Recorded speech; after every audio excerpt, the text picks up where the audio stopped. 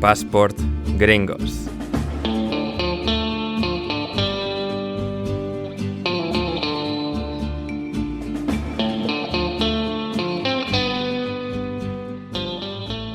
Bienvenidos a Passport Gringos, vuestro podcast favorito sobre deporte y cultura pop estadounidense. Hoy la trágica historia del atentado de los Juegos Olímpicos de Atlanta 1996 y más concretamente la disparatada incriminación que se desató a partir de esa tragedia. La persona que encontró la mochila con explosivos, los cuales acabaron con la vida de 2 personas y dejaron decenas de heridos. Una historia que, como no podía ser de otra manera, sacudió al país. Y una historia que en cuestión de días, en cuestión de horas, hizo a un residente de Atlanta, Georgia, llamado Richard Jewell, pasar de héroe a criminal, su vida sacudida por el tsunami mediático y su nombre finalmente limpiado, exonerado. La locura que envolvió a los Juegos Olímpicos de 1996. Esto es Passport Gringos y junto a mí, Ander Iturralde, se encuentra mi compañero y copresentador de este programa, es David Mosquera. ¿Cómo estás, David? Hola, Ander, ¿cómo estás? Muy contento como siempre. Y más por la invitada que tenemos hoy. Efectivamente, porque hoy, junto a David y a mí, se encuentra una estimada invitada en el día de hoy, que es nada más y nada menos que la periodista de Jotdown Sport, que responde al nombre de Mónica Fernández. ¿Cómo estás, Mónica? Muy bien, muy contenta de estar aquí. Por fin mis amenazas han surtido efecto y me habéis invitado, porque reconozco que lo sepa todo el mundo que he amenazado, y he conseguido además hacerlo juntando mis 2 pasiones, los deportes y criminopatía. Así que vamos a hablar de Atlanta 96 y del atentado que hubo.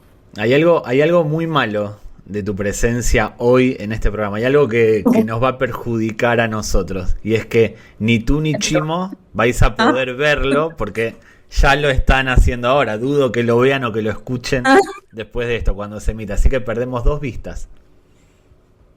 Bueno, Chimo solo está escuchando la versión de Mónica, ¿no? Porque esto ocurre cuando graba Mónica conmigo Alineación Indebida, mi otro podcast, el de fútbol, que Chimo a veces está ahí para ver a Mónica performar y luego se acaba escuchando también el podcast entero para escuchar las otras voces con las que Mónica habla, porque no está hablando sola, aunque pueda parecerlo. Es verdad. Y está atento, no se pierde ni una. De hecho, hoy no me acuerdo qué me ha comentado de los partidos, pero se notaba que estaba atento ayer a Alineación Indebida y que estaba pendiente del análisis que hicimos con los partidos hoy del playoff. Creí que ibas a decir que lo malo era la bandera del Elche que tengo aquí. Un saludo a los aficionados del Elche. Patrimonio de la humanidad futbolística, bandera del Elche. Yo no voy a ver el capítulo, yo de hecho mañana cuando lo vea todo el mundo voy a destruirlo, voy a poner mis hordas a funcionar para que no quede rastro y ya está. El derecho al olvido, ese que hablan de internet, que lo hace la gente cuando le pillan follando, pues yo lo voy a hacer esto. No creo que sea para tanto, Igual es entre peor, que me pillen follando y esto me lo pienso, Pero bueno, vamos a calmarnos, que llevamos 5 minutos. No, ni 5 minutos. Exacto. Aquí, ni 5 minutos. No, ni 5 minutos. Aquí, Passport Gringos para todos los públicos. Con Mónica Fernández. Si perdemos 2 vistas, la Chima y la mía, hay que subir la audiencia de alguna manera. Y nada, funciona. Efectivamente. Y la gente que se suscriba, por favor, porque luego, si no, David en un par de días me va a mandar capturas de cómo no solo no han subido suscriptores, sino que han bajado. Así que, gente, por favor, tenéis que suscribiros ya. Sea en YouTube, sea en Spotify, sea en iVoox, en Apple Podcast, en la a punto de desaparecer Google Podcast o en cualquiera de las otras plataformas de podcasting. ¿Está a punto de desaparecer Google Podcast? Sí. ¿Esto es real? Le quedan, creo, 2 semanas de funfuncionamiento, a Google Podcast. Yo me acabo de enterar de que existe Google Podcast, así que me imagino cuál es el problema. Entonces no hace falta, no vale la pena seguir subiendo los episodios. No, van automáticamente a Google Podcast, pero ahora lo que va a sustituirlo es YouTube Music, que es una bifurcación extraña de YouTube, apartado música y apartado vídeos, pero ahora va a estar también en YouTube Music, que es como su propia aplicación aparte. ¿No existe YouTube Music ahora mismo? ¿No tiene una cosa de Sí, pero va a absorber lo que es Google Podcast. Google Podcast va a ser integrado todo a YouTube Music, así que en el editor ahora pues en el editor de YouTube, ya que hacemos la turra de esto, ya que estamos en el editor de YouTube, vi una opción que era de hacer podcast, crear podcast en el YouTube Studio. No sé si lo viste. Pero creo que eso es propiamente del canal de YouTube. Tendría que mirarlo exactamente, pero creo, porque hay la opción de canales, entre comillas, normales de YouTube que suben vídeos cortos, que también quieren hacer su podcast, es como un propio apartado dentro del canal, pero creo que eso es diferente a lo de YouTube Music, que es como su propia aplicación aparte, pero nos aseguraremos de que esté todo bien ante la desaparición de una aplicación que utilizábamos 5 personas. O sea, una soy yo, una era Adrián Cobo y otras 3 personas a las que no conocemos, pero que también... Los que subían podcast. Los de Google, los que subían podcast. Nada más. Sí. Correcto, nadie más. Pero efectivamente, pues eso ahí tal, alguna otra cosa turra, Mónica, que tengas para nosotros que no tenga nada que ver con el tema de hoy. Los playoffs de la Eurocopa, la razón por la que hemos grabado tarde. Yo tengo algo que une a Estados Unidos con Mónica, con el Valladolid, con lo vallisoletano, que es en la jornada pasada, durante el partido del Valladolid, en un córner se vio una bandera con el DNI de McLovin, mítico personaje de Superbad, en Valladolid. En Valladolid. Sí,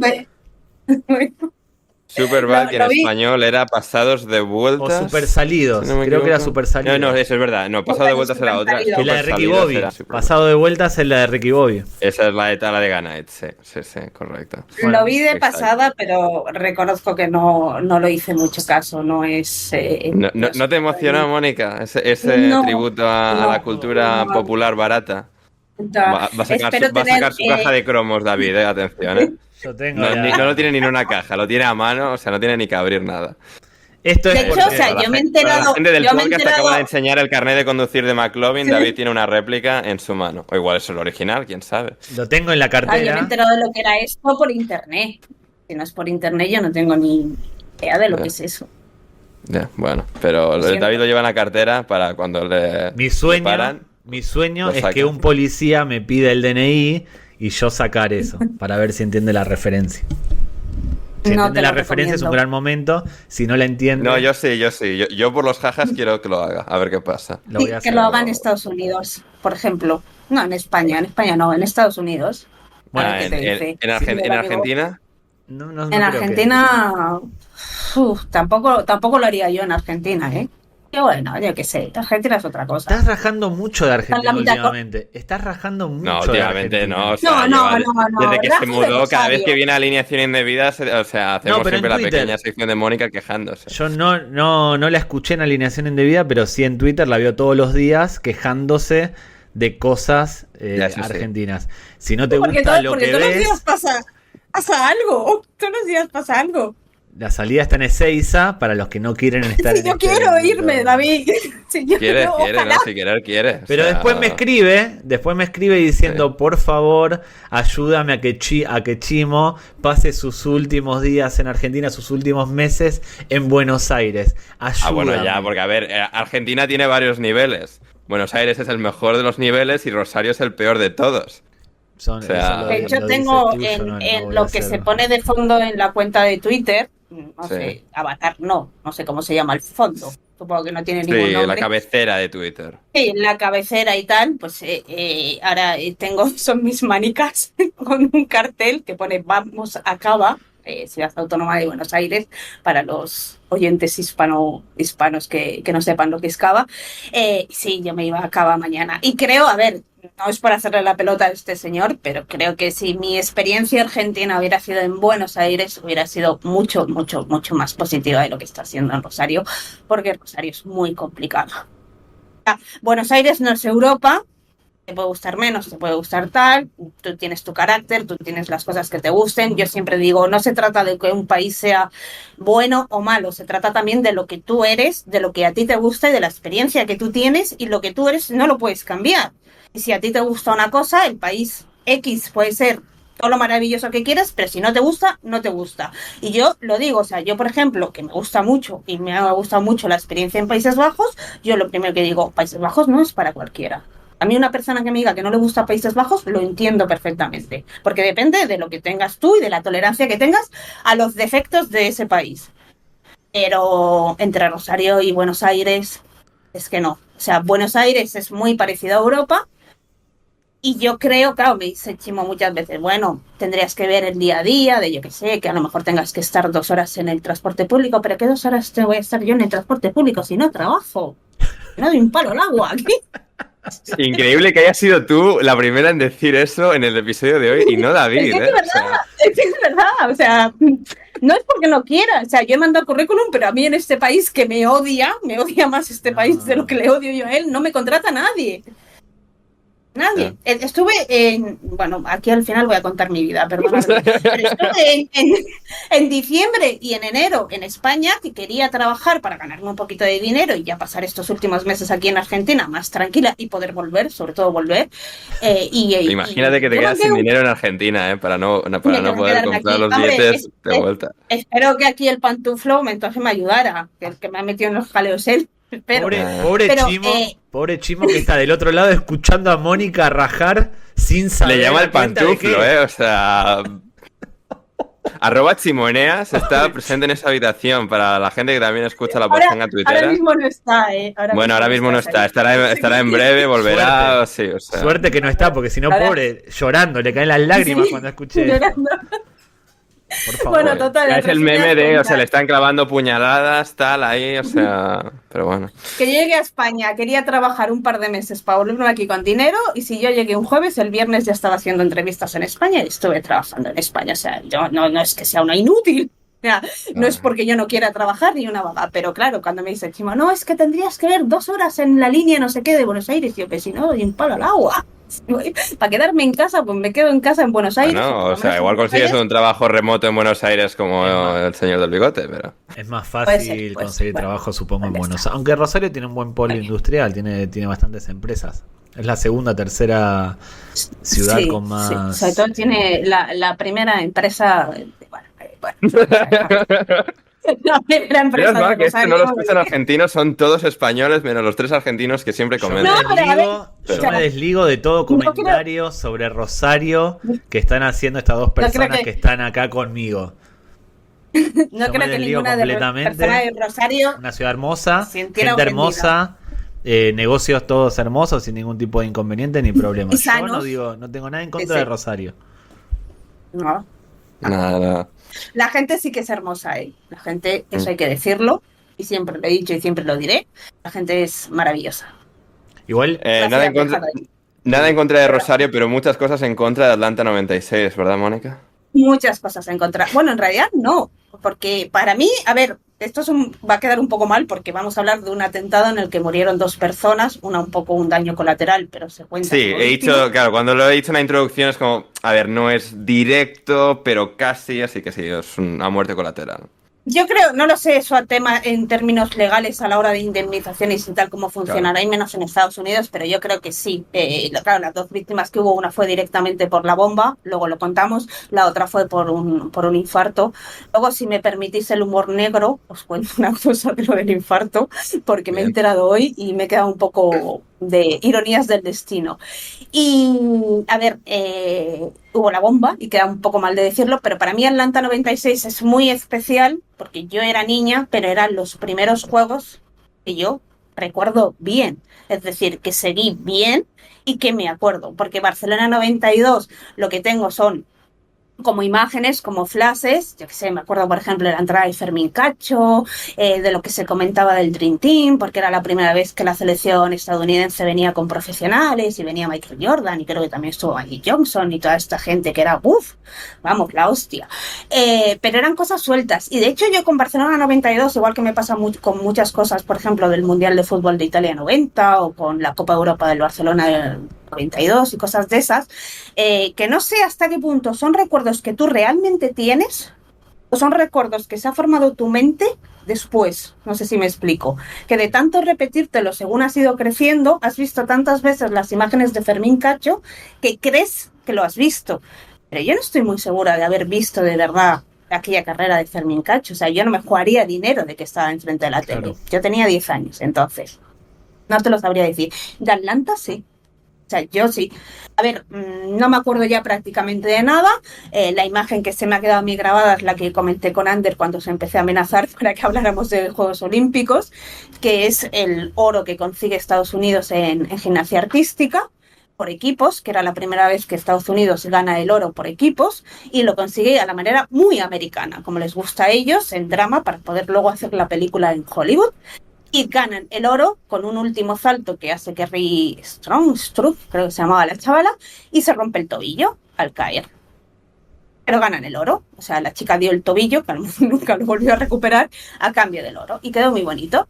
Y me encantó, por ejemplo, esa historia de las chicas gimnastas me encantó, y son los primeros juegos que yo recuerdo haber vivido, de haber seguido todos los días, de haberlo leído en periódicos y de sentarme y de descubrir un poco también pues que esto era lo mío. No los juegos, no practicarlos, sino verlos o contarlos. Claro, estabas practicando. Y claro, fue Estabas practicando para ahora que no pegas un palo al agua, estabas practicando ya en ese momento para estar disponible y poder ver todo lo que sea en televisión. Es una ciencia, lo de no dar un palo al agua es una mejora total. Claro. Hay que ir, porque al principio, por ejemplo, tienes como, empiezas a practicar deportes y tienes agujetas, pues al principio tienes cargo de conciencia, pero luego se te va quitando. Y dices, bueno, pues si no me llamas, claro, yo tan feliz. Oye, fíjate. Además, ahora claro, me puedo dedicar a lo que con 14 años viendo Atlanta 96 quería hacer mi vida, que era ver Juegos Olímpicos y ver todos los deportes.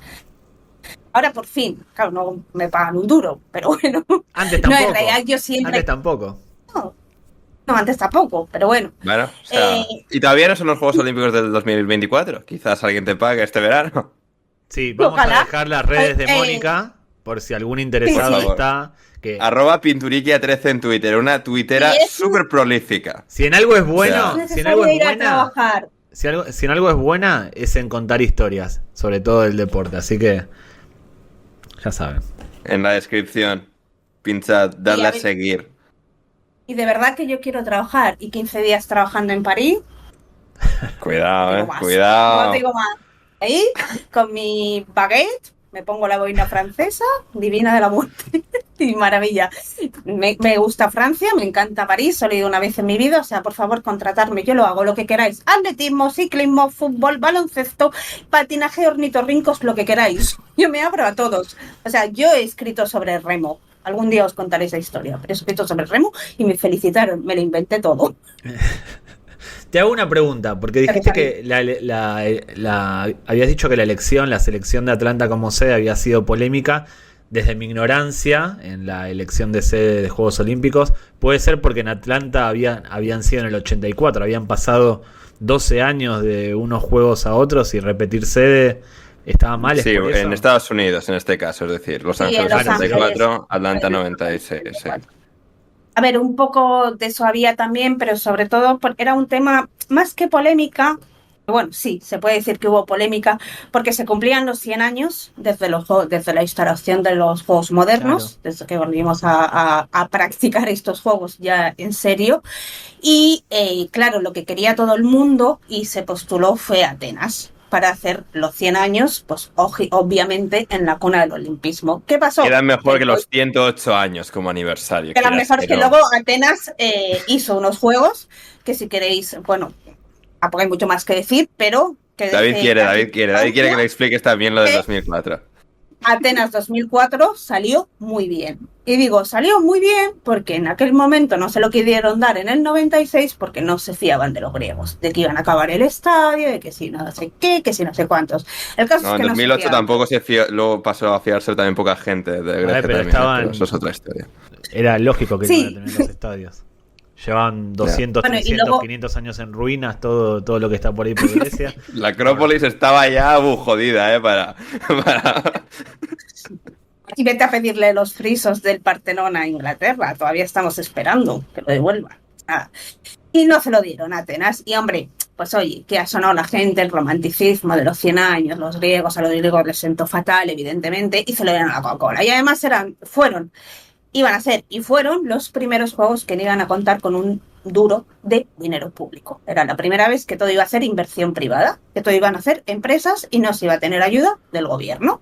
Que el COI supongo que en ese momento dijo, pues fenomenal, algo rentable, nos forramos, todo maravilloso, todo estupendo, la cuna del capitalismo. Que eso creo que yo, a la hora de venderlo a la gente, también quedó muy mal, porque quitaste el romanticismo de Atenas y a los pobres griegos por dárselo a la Coca-Cola. Y eso es lo que a todo el mundo se le quedó en la cabeza. Ahí es porque, Ander, corrígeme, Coca-Cola se funda en Atlanta, es la ciudad de... Correcto, Coca-Cola. se funda, no sé si justo en Atlanta, pero sí en el estado de Georgia, y su sede, su centralita, su planeta central, alrededor de lo que orbita todo, es Atlanta, sí, No para sabía. Coca-Cola. Con razón, yo me acuerdo de esos juegos que estaba la colección de Coca-Cola con las imágenes de cada uno de los Juegos Olímpicos que se habían disputado. Yo la tenía, me acuerdo de eso, pero pensé que era aleatorio. Yeah. Sí, no tenía como podrían patrocinar cualquier mundial, cualquier... Sí. Pero no, esta era una cosa integrada al máximo en la publicidad con el torneo. Muy bien por Coca-Cola, o sea, bien. Sí, Coca-Cola ya daba pasta en los juegos, era uno de los patrocinadores de los juegos y claro, ahora lo monto en mi casa, lo monto en mi ciudad y lo gordo y todo bonito. No salió bien. Empezaron los juegos. Injurias de una no americana, gente. Yo tengo no un gran recuerdo. Yo tengo un gran recuerdo de esos Juegos Olímpicos. No, y yo también, o sea, si deportivamente esos juegos, o sea, pues fueron más o menos como todos realmente. A mí los juegos deportivamente siempre salen bien. Porque para mí de manera yo creo que bastante objetiva, son el mayor evento deportivo que hay en el mundo. Yo me acuerdo cuando vosotros hablasteis en un capítulo del Reel de aquellos eventos con más audiencias, que luego lo hablé con vosotros en Twitter, es un poco trampa, y yo lo reconozco, porque claro, al medir la audiencia de los juegos, lo que hacen es medir cuánta gente ha visto algún momento de los Juegos Olímpicos. Claro, te cuentan a lo mejor una persona que haya visto a ver, y no contamos toda la audiencia de todos los partidos de un mundial.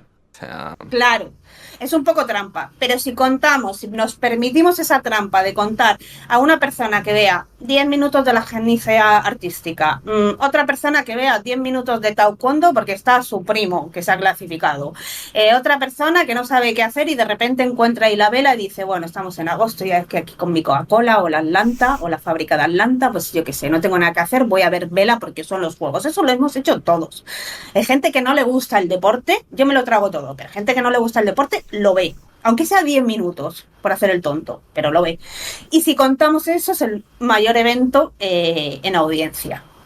Y por lo tanto, claro, te presentas ahí en el 96, la Coca-Cola se lo prometía muy felices, había ciertos miedos que sigue habiendo ahora, que llevamos mucho tiempo con ellos, y sí que había miedo al terrorismo, pues obvio. Uno de los eventos con más audiencia, con más gente, igual que ahora en París, cada 2x3 están con un ataque de pánico. El otro día robaron unos planos del transporte, de la seguridad, y estaba todo el mundo dando vueltas por la habitación. Ay, Dios mío, ¿quién nos ha robado esto? Al parecer los planos... Para mí en París algo va a suceder. No sé por qué no quiero ser alarmista, ni sensacionalista, ni Enrique de Diego, pero es probable que suceda algún tipo de, al menos algún intento de atentado. Creo que por los últimos años es la consecución del objetivo de los terroristas. A ver, yo pienso que, puede ser una cosa que tenemos ahora, que yo creo que en ese sentido, para que no pase nada, por Dios, nos beneficia, es que parece que lo que son las células yihadistas está, lo que es el yihadismo un poco muerto, después de ese retahíla de atentados que tuvieron con el Bataclan, con Niza. Parece que ahora hay un poco menos, pero claro, sigue habiendo el peligro de los lobos solitarios, es decir, no tiene que haber una célula, sino algún señor que quiera liarse a tiros, y no solo evidentemente el yihadismo, que parece que siempre sean los mismos, evidentemente no, y también está el terrorismo de ultraderecha y cualquier pirado. De hecho, ya iremos adelantándolo el atentado de terrorismo de Atlanta, de no te fíes de las apariencias, porque luego fíjate quién es el que ha puesto la bomba. Total, que llegamos a Atlanta 96 y en ese clima de polémica, porque eran los Juegos de la Coca-Cola, porque le habían roto el corazón a Atenas, con un poco de miedo con el terrorismo, 2 días antes de la inauguración, un avión de la TWA, que me he enterado hoy y lo voy a confesar, que al parecer no se dice TUA, yo he dicho toda mi vida TUA. Y que igual en España se dice TUA, lo que pasa es que yo nunca he escuchado nada. O sea, pero a ver, como es una aerolínea de hace años, que ya no existe, claro, solo he escuchado referencias a ella en inglés. Y cuando Mónica ha dicho en el pre-podcast, Tua, o sea, esto la gente de la NFL también le va a chirriar porque es el nombre de un quarterback de los Miami Dolphins. ¿Así tal cual? Pero con una U en vez de una W, pero es de manera sonora es igual. Y sí, no, pero bueno, sí, TWA, TWA, la aerolínea. Yo no lo voy a pronunciar en inglés porque va a ser el ridículo Sí, después yo de la tampoco. pronunciación Yo de Ander, tampoco. No pasa nada. evidentemente. O sea, no voy a hacer Esto eso. lo hago yo siempre para tener mi momento de gloria Un y momento de que la gloria, gente me dé los sí, sí. aplausitos. Sí. Sí, sí. Y ese avión que iba con destino e iba de Nueva York a Roma se parte en dos en el cielo, que es realmente una cosa relativamente rara. A ver, los aviones, la mayoría de los accidentes de avión, lo sabe David, que es un enfermo como yo y nos interesan esas cosas. A mí me dan mucho miedo los aviones, pero leo cosas de accidentes y veo Mayday, porque soy así. Y la mayoría de los accidentes, obviamente también por motivos lógicos, al despegue o al aterrizaje, que son, digamos, las maniobras más raras. Y es muy raro que un avión en el aire estalle, se parte o se caiga. ¿Qué pasó? Que eso pasa 2 días antes de la inauguración. Pero te voy a contar algo que no sabes del vuelo de la Y que no me va a gustar. Buah, pero se me ha adelantado, se me va a adelantar. Te voy a contar algo. Hubo un deportista muy famoso, un Dios, futbolista. me la ha quitado. Te lo he quitado, ¿no? Nunca te vi hablar de eso. Un futbolista muy famoso que a ti, Mónica, en particular, te debe significar algo, que es Cristian Panucci, que estaba concentrado con la selección italiana. Estaba concentrado con la selección italiana en los Juegos Olímpicos, pero se lesiona y tiene que abandonar la concentración. Llega tarde al cambio en la escala, al cambio de ¿cómo es? De vuelo, porque había tenido un problema con el equipaje y se pone a reclamar. Está intentando reclamar y demás. Pierde el vuelo y se cambia a otro que hace escala en París porque llegaba antes o lo que fuera, y se libra de fallecer en ese momento. Si hubiese subido al avión, no hubiese formado parte del Real Madrid de Capello, que gana la Liga, no hubiese ganado la... No gana la Liga, gana la Copa de Europa, Panucci, con el Real Madrid. Claro, La Liga, ¿no? 98, ¿no? 97-98. Claro, que creo ¿No que gana ficha... la Liga el año antes? Es verdad, en ese verano ficha por el Real Madrid. Que marca pone la portada como que un ángel o algo, como que tuvo la suerte de un ángel o algo por el estilo. Pero Panucci pudo haber muerto en esa acción. El ángel del madridismo. ¿Sí? Voy a confesar una cosa. Cualquiera que me conozca y me siga en Twitter sabe que yo ¿Reniegas de cualquier italiano que haya jugado en el Real Madrid, Mónica? No, todo lo contrario, Yo soy antimadridista, que de hecho en aquella época cuando Panucci jugaba y cuando yo era cría, yo también era muy del Barça. Ahora con el amor con el Barça ya se me ha apagado bastante, pero de aquella de niña era muy del Barça. Yo me fui con toda la vergüenza del mundo, porque además sabía que en mi casa, que mis padres y mi hermano son del Barça, lo iba a tener que ocultar. Me compré una revista del Real Madrid, porque venía el póster de Cristian Panucci. Y yo quería el póster de Cristian Panucci. Claro, tenías 14, 15 años. Mental. Tenías 14, 15 años. Sí, pero era Cristian Panucci, que ya ves tú que no era tampoco ninguna maravilla. O sea, si ficha Totti por el Madrid, me compro 7 camisetas. O sea, estoy convencida. Fue en algún momento. Sí, conocía la historia, lo que no me acordaba ya. Bueno, Panucci en esa época fue uno de los cortes de pelos más imitados en España. Dato. Elegancia italiana. Total. Sí, me sonaba, o sea, en aquel momento cuando pasó esa historia yo la leí, o años después, solo que ahora ya se me había olvidado completamente. Es un poco parecida a la de Ian Thorpe con el 11S, con el 11S, que se libró también sí, porque se le olvidó la cámara de fotos en el hotel, iba a ir el 11 de septiembre a subirse al World Trade. Con el 11S hay muchos. Ian Thorpe, Seth MacFarlane, creo Mark Wahlberg, no sé. Luego creo que hay gente que empieza a inventárselo, pero hay, o sea... La de Seth MacFarlane pero la de Panucci, se dice que, o sea... De todas maneras, la de Panucci es peor, porque la de Ian Thorpe puedes decir, vale, se te olvidó la cámara, hubiera subido al World Trade Center, a lo mejor hubiera salido. Porque en el del World Trade Center salió mucha gente viva. Bueno, pero Sí. mejor no haber estado ahí. Mejor no haber No, estado. sí, no te la juegues, no te la Claro, juegues, claro. o sea, Sí, sí. no. Pero bueno, por lo menos puedes seguir viviendo con la idea de, bueno, a lo mejor hubiera Sí. salido, lo que fuera, porque tampoco sabemos si hubiera ido a la Torre Norte antes, a lo mejor le hubiera dado tiempo, eso no lo sabemos. Pero claro, Panucci no, o sea, No, se parte el avión y no te salva a nadie. Por eso cuando Nadie, pierdes nadie, un o sea, avión, Panucci- cuando pierdes un avión no te tienes que enfadar ni nada de eso, porque por algo es. Bueno, yo en uno de los viajes de Argentina, claro, yo hacía escala- Espera un momento, pero ¿qué lógica es esa? Vamos Es a una ver. o sea, lógica basada en la observación subjetiva. Panucci. Observación subjetiva que dice que en toda tragedia aérea están las historias de gente que pierde el avión, que Tienes sube a razón, otro. tienes razón. De hecho, Tienes la razón. Sociedad de la Nieve, en la tragedia de los Andes, hubo uno que estaba totalmente borracho, que no pudo subir al avión y se salvó. No es tan malo perder el Tienes avión. razón. hay gente que pierde vuelos todos los días. No hay aquí ¿Perdiste un vuelo alguna a vez? nivel científico, esto, o sea. Te digo algo. Pero ¿Perdiste tienes un vuelo razón, alguna y te vez? voy a- Ander, ¿perdiste un vuelo alguna vez? Yo no. No he perdido Yo nunca nunca perdí un vuelo. No, bueno, sí. Una vez sí por la nieve. Una vez sí por la nieve. Pero Pero es la que- nieve en Burgos, Mónica, en Castilla-La Mancha no hay dinero para quitanieves. Así de Pero León. ¿no salió el vuelo o tú no llegaste al vuelo? No, claro, no llegué. Luego por la nieve en Burgos. Claro. A ver, David tiene razón. Estaba la A1 colapsada, la N1 colapsada, ¿eh? O No sea, sabía que en Burgos había aeropuerto. una- No, camino a No, Madrid, raja. sin vergüenza. ¿Qué va a haber en Burgos? No, por eso me parecía raro, digo, un aeropuerto en Burgos. Bueno, algo habrá. Burgos, Chicago. Vuelo charter.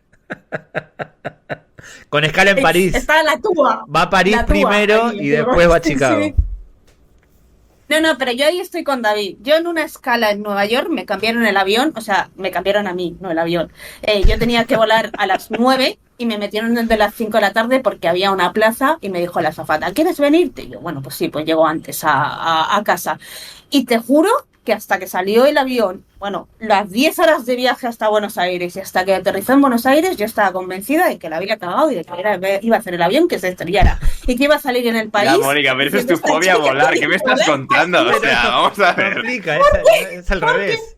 Porque además había dos cosas que eran plan justo, ideal para el país. Un grupo de judíos, con todos ortodoxos, para que salieran en el país, el grupo de judíos del que no se había librado ninguno, y bebés, que también da mucha pena cuando se mueren. Equipos, subir con ¿Idea? equipos también es peligroso. Subir Sí, con sí, equipos cierto es. peligroso. Con un grupo de gente que va junta, como por ejemplo un equipo Cierto de es. fútbol, es peligroso. O judíos, ultraortodoxos. Eso lo dices Nada, tú. Yo me vale. desligo completamente de Es ese un grupo. comentario. Es un grupo de personas que destaca, es el grupo de personas del que va a hablar el país cuando hable de las víctimas. El grupo de judíos, los bebés, el que se iba a casar y las gilipollas que le cambió el vuelo por llegar antes a casa.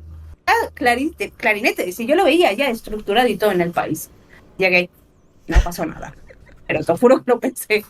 Sí, sí. Adiós, y ya Yo en el bueno, país, o sea, total. ¿cómo se nota que Mónica lee mucho el país, y Es el publica objetivo. muchos links del Bueno, país en cada Twitter? uno tiene sus objetivos. Mónica quiere que cuando fallecer en un accidente y aparecer en el país.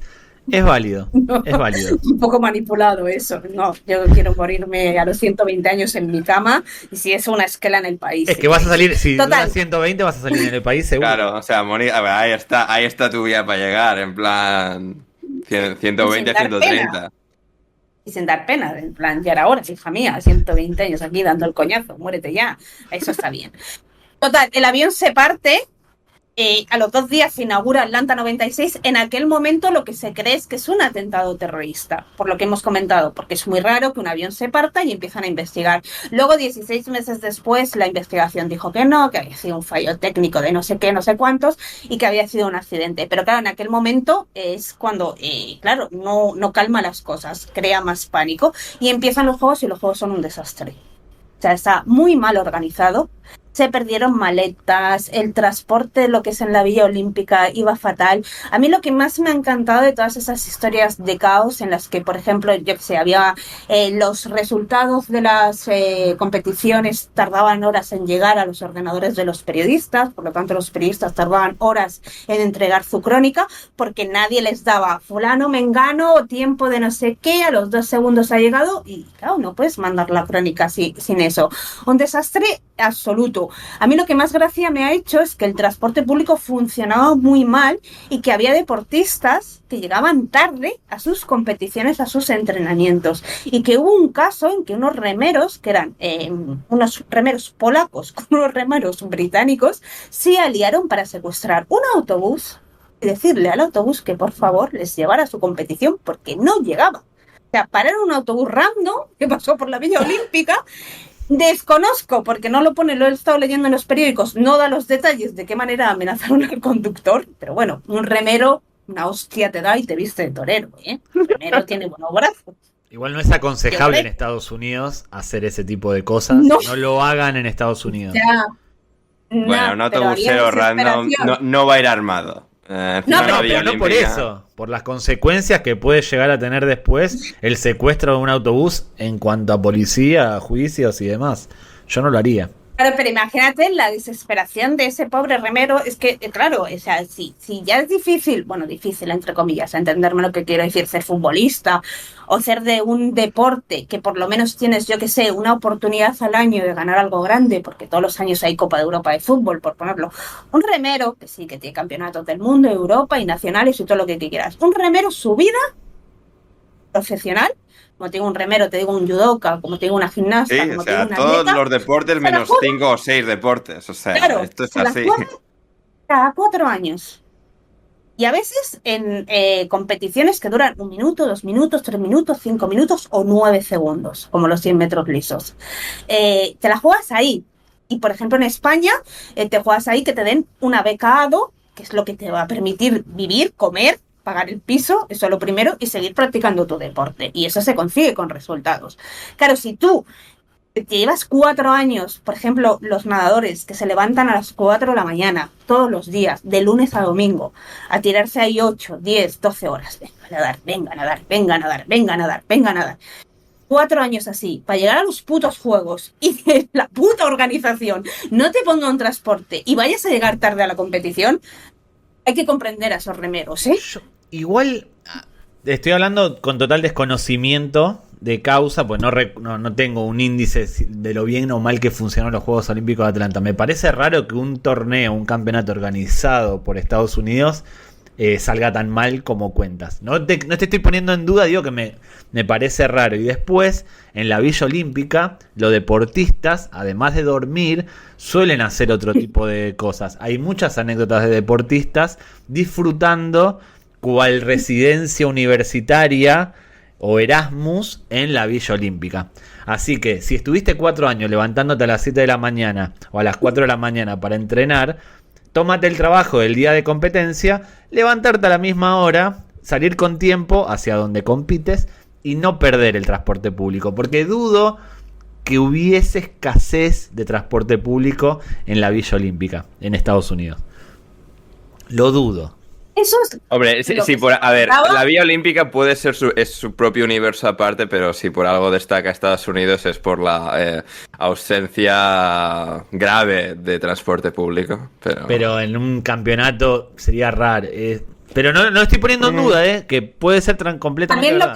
lo que podía pasar, lo que he visto, también había sedes que estaban un poco alejadas. Eso pasa en todos los sitios. Esto no es una cosa de Estados Unidos, o sea, también es normal, porque bueno, a ver, o lo haces muy bien, de tal manera que, yo que sé, que los sitios donde los polideportivos o los estadios ya estén construidos o integrados de alguna manera en la ciudad, a poco que te vayas fuera o donde quieras tú poner la villa, es que te va a resultar muy alejado. Por ejemplo, estas personas del remo, por lo que yo leí, tenían que irse a 2 horas de lo que era la Villa Olímpica. Eso no es culpa de Estados Unidos, eso pasa en todas las villas y eso pues, probablemente pase también en París, porque yo que sé, no me he fijado en todas. No, hay varias pero sedes. Por ejemplo, el mountain bike está en un pueblito, está en un vertedero.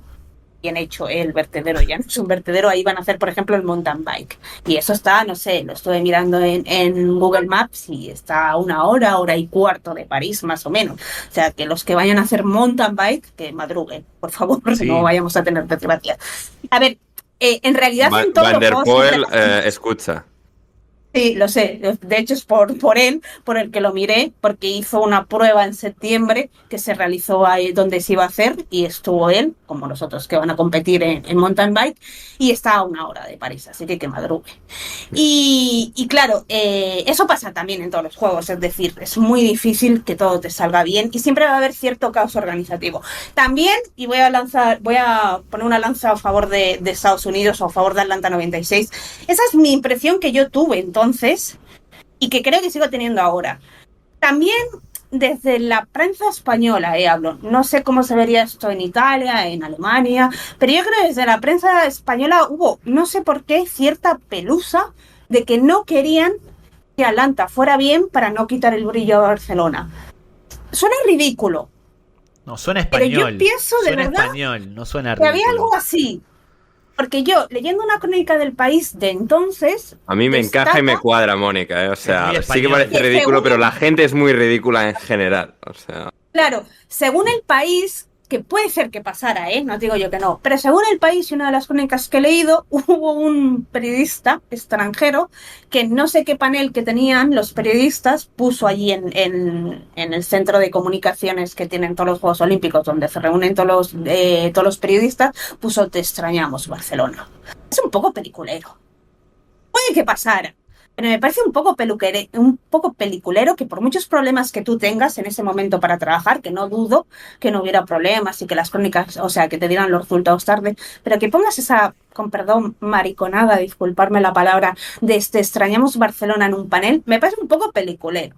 Y yo siempre he tenido la sensación, cuando he revisitado ya más tarde Atlanta 96, que por ejemplo a mí, cuando se acercan los juegos, a mí me entra el hype bastante antes, y yo qué sé, siempre te sacan un programa especial recordando otras ediciones o te pones tú a buscarlo en internet y te ves algo. Pues yo siempre que he revisitado Atlanta, siempre he tenido la sensación de que también la pegaron un poco de caña de más desde España, porque querían que siguiera, que es una tontería, porque el brillo o lo bien que funcionó Barcelona 92 no te lo va a quitar nadie. Igual habría Igual que que ver. si ahora París.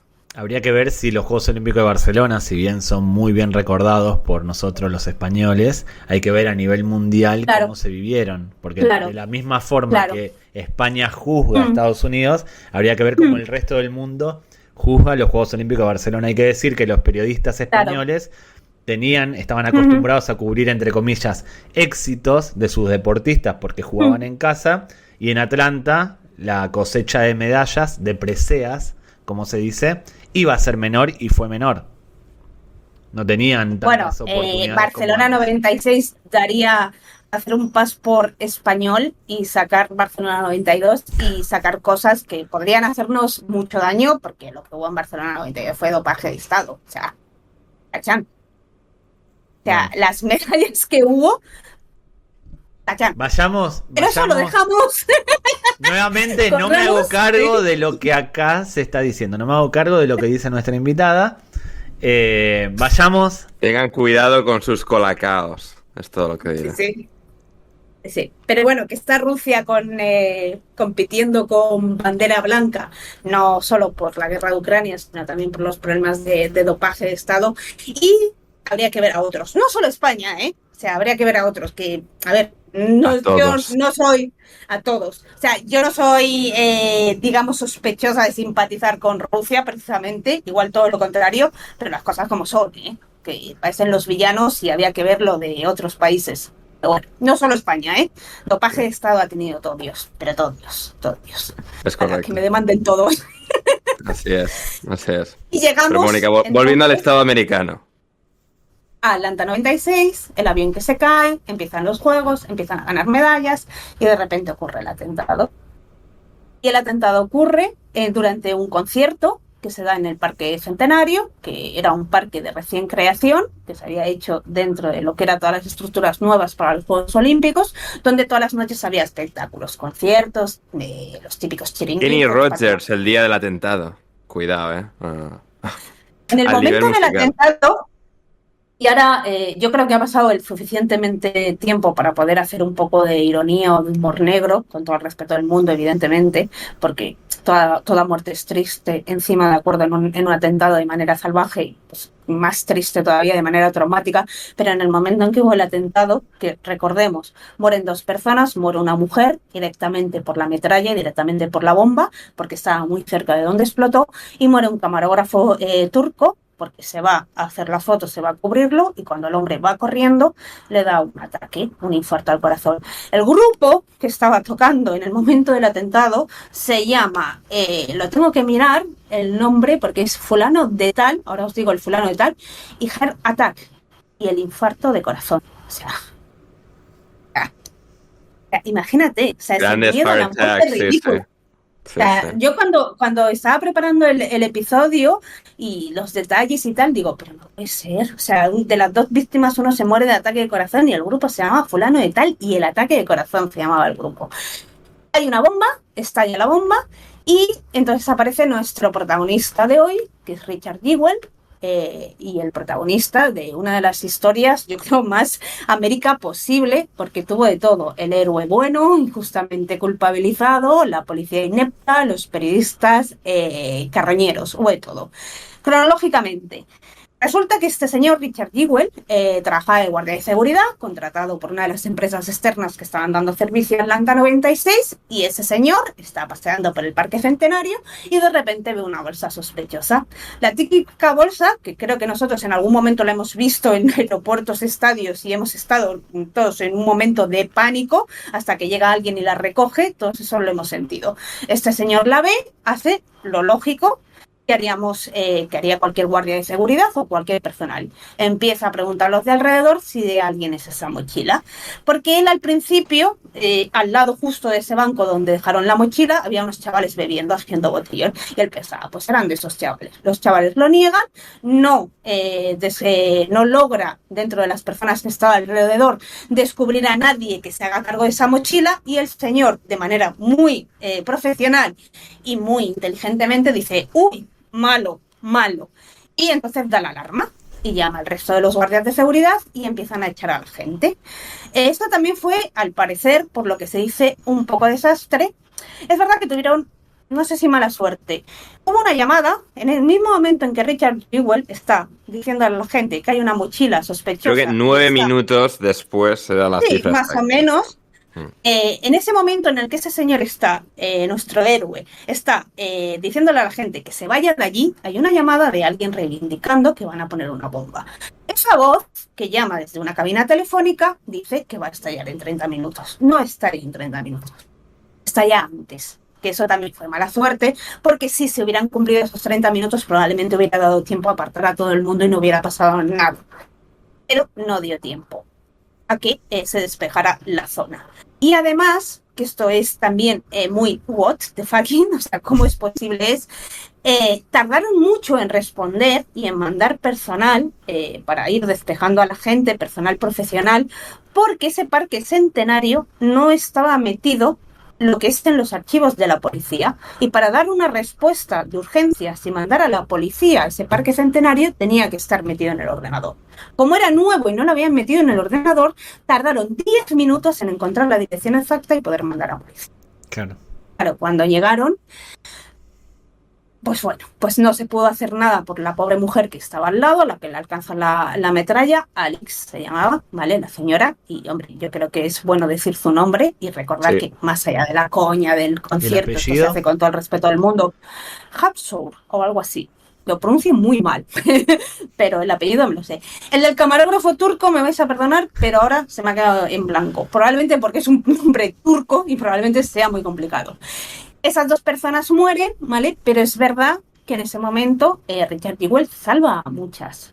Y que si no hubiera sido por él, que empieza a alertar a la gente, y empieza a alertar a la policía, y empieza a alertar a los otros compañeros del personal de seguridad, hubiera sido mucho peor, porque volvemos a recordar que cuando se hace la llamada dan 30 minutos, pero no da 30 minutos.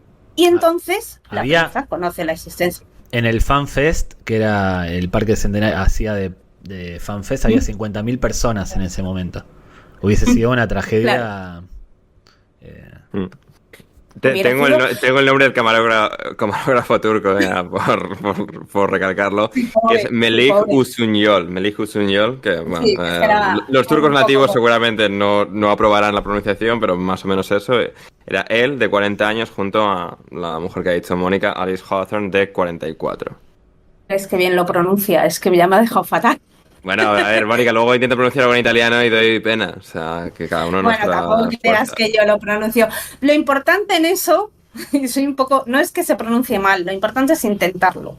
¿Vale? O sea, a mí lo que me sienta mal es que no se intente o que, hola David, se pronuncien todos los nombres en inglés porque no todo el mundo es inglés.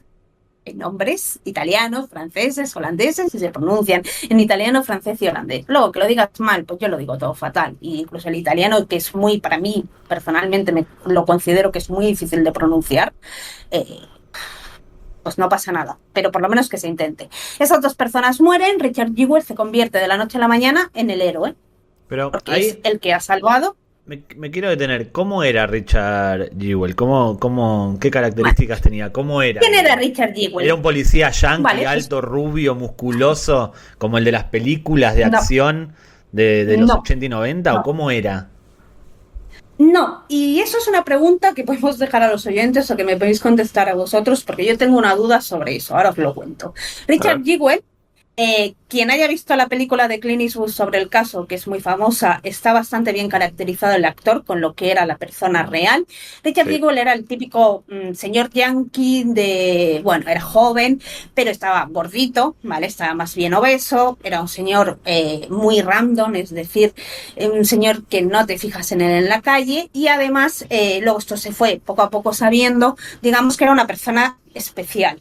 ¿Vale? Era una persona, yo por lo que he estado leyendo, a ver, en ningún momento, y a pesar de lo que dijo la prensa, en ningún momento se demostró que este señor Richard tuviera algún problema psicológico o le faltara algo, jamás se demostró eso.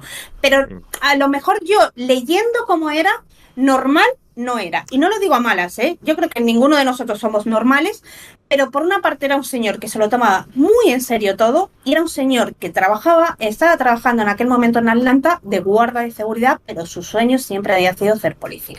¿Sabes? Lo que pasa es que no lo había conseguido.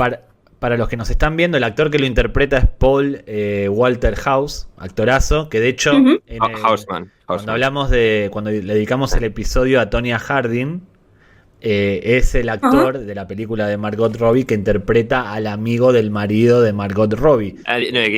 Exacto, Houseman no, era Hauser. Me decía yo que no era House, pero no era Hauser. Paul Walter Hauser.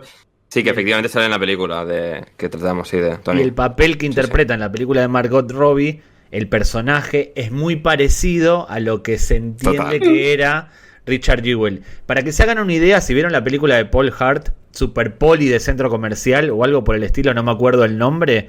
Paul Blart, Paul Blart, héroe de Centro Comercial, no sé el título de la película, pero creo que sí. saben cuál es. Bueno, Richard Jewell se puede considerar un poco como Paul Blart. Paul Hart es el actor, ¿no? Creo que se llama así. Creo que sí, tío. El amigo de Adam Sandler. El amigo de Adam Sandler. Bueno, no, el actor es Kevin James. Kevin James, eso, Paul Hart es el otro. Bueno, se entiende, es un poco así. Yo no creo que tuviese algún problema mental, ni mucho menos, ni No, yo tampoco. Sino que mental per se no. Es la caracterización de, no quiero decir white trash, porque tampoco, pero un tipo muy simple. No del todo, pero un poquito. Un tipo muy simple. Sí, un poquito. Sí. Y además era muy peculiar. Y escuchando cómo hablaba la gente que le conocía, claro, cuando los medios de comunicación empezaron a centrar su atención a él, primero le trataron de héroe, porque al principio era el héroe, era el que había salvado, el que había alertado de la bomba, el señor que había evitado una tragedia mayor. Él, en cierta manera, que sí que es verdad lo que dice David, que era una persona que no simple en el sentido de que era tonto, pero yo le veía, o yo le entiendo que era un señor muy sencillo, un señor muy campechano, y creo que era un señor que le faltaba maldad. Sí. Y eso se notó en muchas de las actuaciones. A lo mejor una persona más viva, no te digo que no lo hubieran acosado, no lo hubieran linchado como lo hubieran linchado, pero no habría sido tan fácil. Él se dejó hacer, yo creo que por pura inocencia, era muy inocente en ese aspecto. Era un señor un chico que siempre había querido ser policía y que no lo había conseguido, pero había estado trabajando, encadenando trabajos de guardas en un campo, guarda de seguridad en una urbanización, y fue pillando anécdotas en esos trabajos que luego también se manipularon, se exageraron por parte de sus jefes, se tergiversaron un poquito, porque cuando los medios empezaron a considerarle, entre comillas, sospechoso, que ahora lo contamos, pues claro, lo típico. El jefe llama al programa de televisión, pues este tipo trabajó conmigo, y claro, de lo que pasó, que probablemente pasaría eso, el jefe va y dice que pasó esto. Y se traza una persona completamente distinta a la que era Richard Nixon. Richard Nixon era una persona que se lo tomaba todo muy en serio. Pero exageradamente. En eso del tratamiento que le dieron los medios de comunicación, no es porque él fuese simple o complejo, sino porque en esa época, sobre todo en Estados Unidos, se vio en España con el caso Alcácer y demás. En los 90 la televisión era muy agresiva, había que competir por el rating, por el minuto a minuto. En Estados Unidos, sobre todo, era todo muy sensacionalista y cayó él. Pero sí, acababan de ser... La CNN llevaba pocos años, la central de CNN era Atlanta mismamente, lo cual creo que sería un factor que influyó, y sí, las generalistas, ABC, NBC, CBS y demás también contribuyeron, y sí, también, pero bueno, también o sea, es decir, no por denostar al periodismo, pero al final como tiene su parte buena, al final puede convertirse en un círculo, no en un círculo vicioso, pero... Es decir, el poder que tiene pues, los medios de comunicación, el periodismo en general, al final puede tener su parte nociva, que al final pues es parte de lo que es. No es, digamos, mala en sí mismo todo esto. No, es que los medios manipulan y tal, pero al final como distribuidores de información puede haber momentos en los que la inercia de una historia te lleve y al final se forma una bola que... Los periodistas para mí se equivocaron y mucho en no tener ética y en crear un personaje que no tenía nada que ver con la realidad. Era un personaje basado en prejuicios. Era un señor que vivía con su madre, y esto para mí fue un prejuicio grandísimo que hubo sobre esta persona. Era una persona que tú le ves y el prejuicio con maldad piensas, es un señor que vive con su madre, un policía frustrado, es un friki de cojones. Eso, desde la maldad, es lo que piensa el público, y de eso se aprovecharon los periodistas. Pero para mí, los primeros culpables y los grandes culpables fue el FBI. Pero quiero volver un poco a lo del periodismo que estaba diciendo algo antes.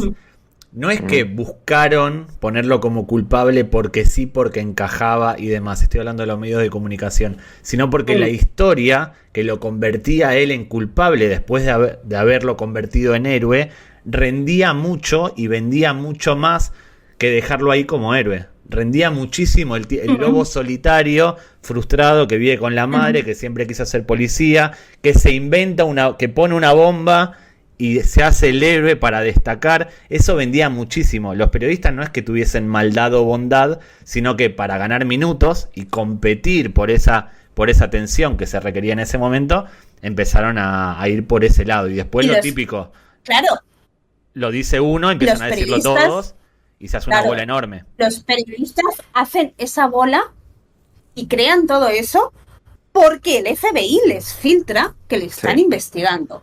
Y a ver, pero eso era normal. Propio Richard Nixon sabía que sí, claro, es lo que voy a decir. El propio Richard Nixon sabía que le iban a investigar, porque siempre se investiga a la persona que encuentra la bomba. Igual que supongo que si te encuentras un cadáver, te van a interrogar. Igual, si yo salgo ahora a dar un paseo y me encuentro un cadáver, es lógico que lo primero que hagan es pensar. En Rosario sigo para adelante. En Rosario no creo que te... En Rosario daría uno más. En el año 84, en los Juegos Olímpicos, se había dado el caso de un policía que había hecho, entre comillas, lo mismo de lo que se acusaba a Richard Nixon. Él había puesto una bomba y la había encontrado y se había convertido en héroe. Entonces, la policía estaba un poco con la mosca. Encontraron un tipo como Richard Nixon que se tomaba todo muy en serio, que sabía de procedimientos de policía como amateur, de esto, el tipo que le gusta algo, que se aficiona, y era un tipo que podía llegar a encajar en el perfil de alguien que pone una bomba y después la descubre para hacerse el héroe. Encajaba en el perfil. Claro. Sí, encajaba en el perfil, pero el problema del FBI entonces es que se centra solo en ese perfil. Y además es un perfil que en cierta manera es verdad que era un policía frustrado, es verdad que vivía con su madre, y ya ves tú qué problema hay, pero es verdad que quisieron hacer de él, y los medios también, una especie de lobo solitario o de señor introvertido, y en realidad la realidad es que debía ser un señor bastante simpático, que tenía amigos y una vida relativamente normal. Es verdad que tenía algunas anécdotas que, bueno, te podían hacer un poco sospechar, porque claro, en uno de los trabajos que había tenido, por ejemplo, estaba de guardia en una urbanización, se estaban quejando de que había ruido en un piso, de que se estaba montando una fiesta en un piso, él se acerca, que no es policía, que es un guarda de seguridad como un Prosegur en España, o uno de estos que están en los centros comerciales, se hace pasar por policía para detener a un chico borracho que estaba armando jaleo. Y ahí incluso le llegan a llevar a juicio por alterar el orden público, porque evidentemente si tú no eres policía no te puedes hacer pasar por policía. Es decir, a veces se pasaba un poco de la raya. Se lo tomaba tan en serio que, por ejemplo, también cuando estuvo trabajando en un campus de la universidad, le tuvieron que decir, oye, para, porque es que no va a hacer más que multar a los chavales. Era digamos que tenía un excesivo celo por la autoridad. Y es verdad que dentro de eso, de una persona que tiene ese pasado, que se le ha ido un poco la pinza en alguna ocasión, un poquito, tampoco de manera exagerada, que consideraban que era solitario porque vivía con su madre, porque no tenía novia, porque no tenía tal, en el perfil encajaba, pero era lo único que tenían. Y el problema es que tenían la comprobación de que era imposible, físicamente imposible, que le hubiera dado tiempo a hacer la llamada, alertar de la bomba y luego ir a quitarla, o ir a alertar o a despejar a la gente. Era imposible, porque había una distancia, no me acuerdo exactamente de cuánto, pero eso era no llegaba, una caminata de 7-8 minutos que no le hubiera dado tiempo. Y aparte también había otro detalle que, bueno, ese lo puedo pasar por alto porque yo qué sé, lo puedes fingir. El señor que llama no tiene ningún tipo de acento reconocible, digamos, tendría un acento neutro, y Richard Jewell, al parecer, tenía un acento muy marcado sureño. Eso en un juicio eso es todavía lo puedes fingir. Eso es circunstancial. Claro, porque lo puedes fingir. Pero bueno, claro. Pero tampoco tenía ninguna prueba. O sea, yo creo que el FBI, como no tenía nada, de hecho, tardaron un montón de tiempo en encontrar al verdadero culpable. No tenían nada, pero hacía falta un culpable, claro. Así que venga. Claro, pillaron al primer pringado y claro, de aquellas, los medios dijeron, esto es un filón tremendo. Pero el perfil que trataron y la forma de tratar la información, o sea, tú puedes dar la información de que ese señor es sospechoso. Lo filtra al FBI, lo dice, que lo hubiera dicho, evidentemente es mi trabajo. A este señor le están investigando, pero no hacerlo de la manera que lo hicieron. Porque contribuyeron a un linchamiento. Pero aunque hubiera sido culpable, también estaba mal. Yo estoy en contra del tratamiento que hacen los medios de comunicación en estos casos, porque ha pasado en España, ha pasado en Argentina, ha pasado en Estados Unidos, donde a gente que no tiene nada que ver la ponen como culpable y te liquidan en la opinión pública, te liquidan, quedas marcado aunque seas inocente. Pero no se sabía todavía que era inocente Richard Jewell. Los medios de comunicación jugaron su papel de medios basura. El FBI lo declara inocente, dice, no, está bien, no tuviste nada que ver porque no pudiste haber ido a hacer la llamada y demás. Y ahí es cuando lo exonera también la opinión pública. Pero luego del daño que ya estaba hecho. Eso no se lo devuelve nadie, no se lo quita nadie. Y claro, es que recibió una atención exageradísima. Es decir, los primeros periodistas que despertaron la liebre, sacaron la liebre, fue el Atlanta Journal, pero se sumaron todos los medios. Es que se sumó el CNN, es que se sumó ABC, le perseguían en casa a Richard Jewell. Es decir, creo que esto pasó en el año 96 y el problema no es que pasara en el año 96 y pasara en Estados Unidos, el problema es que esto sigue pasando ahora.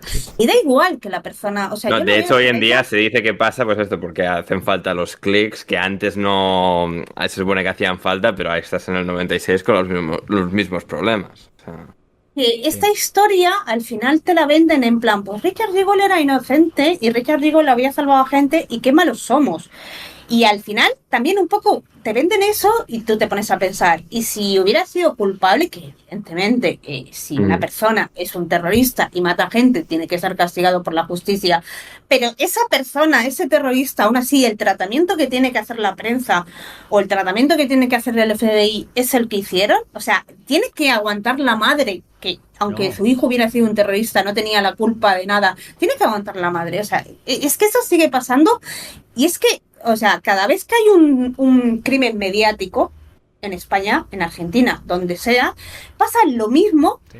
Recibimos las mismas, los periodistas, recibimos las mismas críticas, a nadie le gusta, se siguen batiendo audiencias porque a nadie le gusta, a todo el mundo. Yo me acuerdo cuando un pobre niño en España, no sé si a David le sonará, se cayó de un pozo y estuvieron una semana para sacar al niño, que era evidente que ese niño ya no iba a estar vivo. Y montaron un circo tremendo, pero montaron tal circo que cuando la noche en que ya iban a recuperar el cuerpo, porque habían pasado 7 días y era evidente que iban a recuperar un cuerpo, las televisiones en España estaban conectando en directo y se batieron récord de audiencia. Bueno. Has hablado de Alcácer.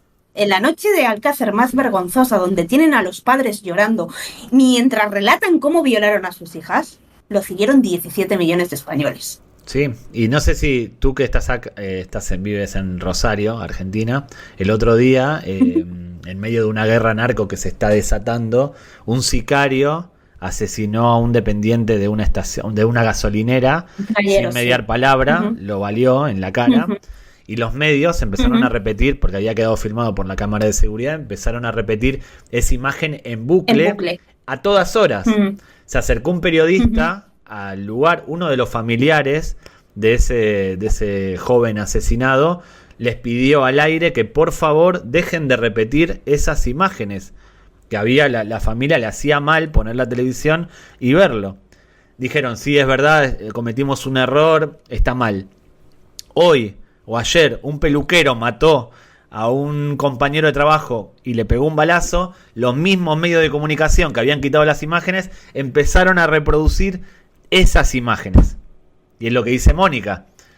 Estamos diciendo que cuando cometemos un error lo decimos, pero al día siguiente, con el nuevo crimen, con el nuevo evento morboso, repetimos los mismos errores, pura y exclusivamente para tener audiencia, para tener clic, para tener visibilidad, para tener notoriedad y lo que sea. Y eso obviamente está mal.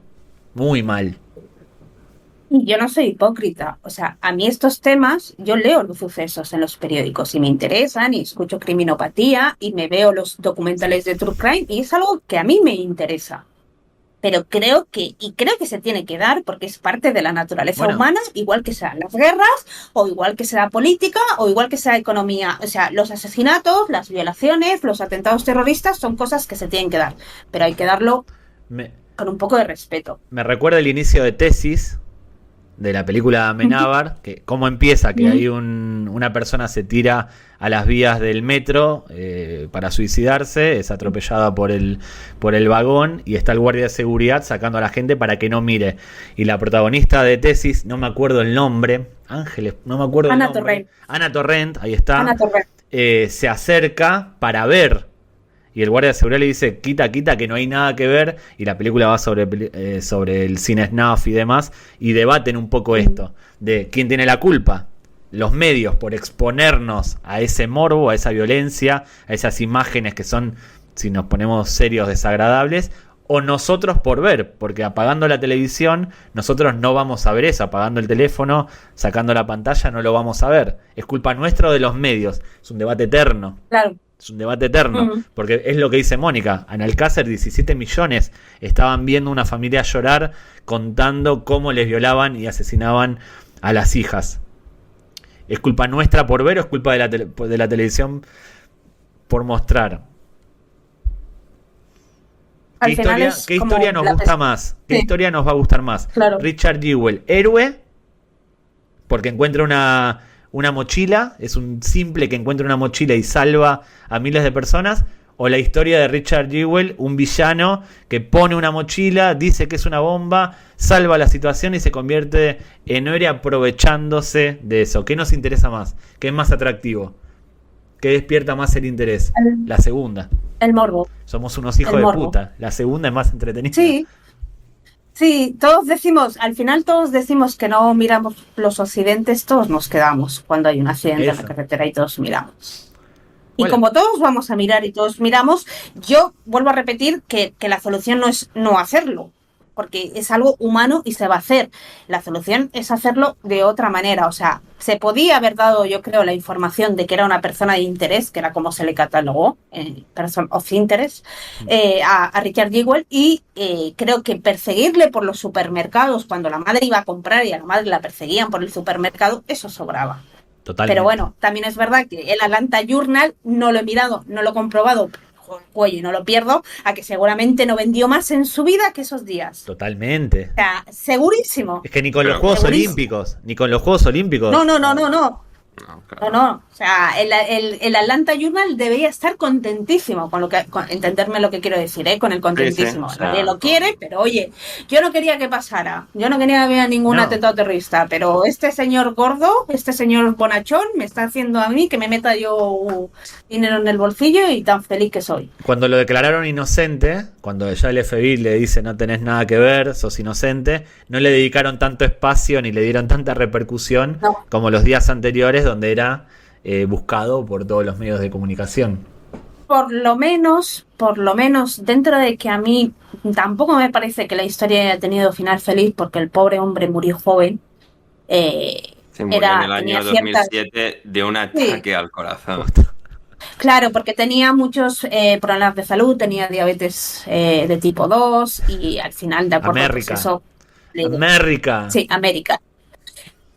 Lo bueno, que bueno, les exoneraron, él demandó a los medios de comunicación por difamación, demandó a la CNN, a la ABC, al Atlanta Journal, demandó a todos, con todos, menos con el Atlanta Journal, llegó a un acuerdo y se llevó su buen dinero.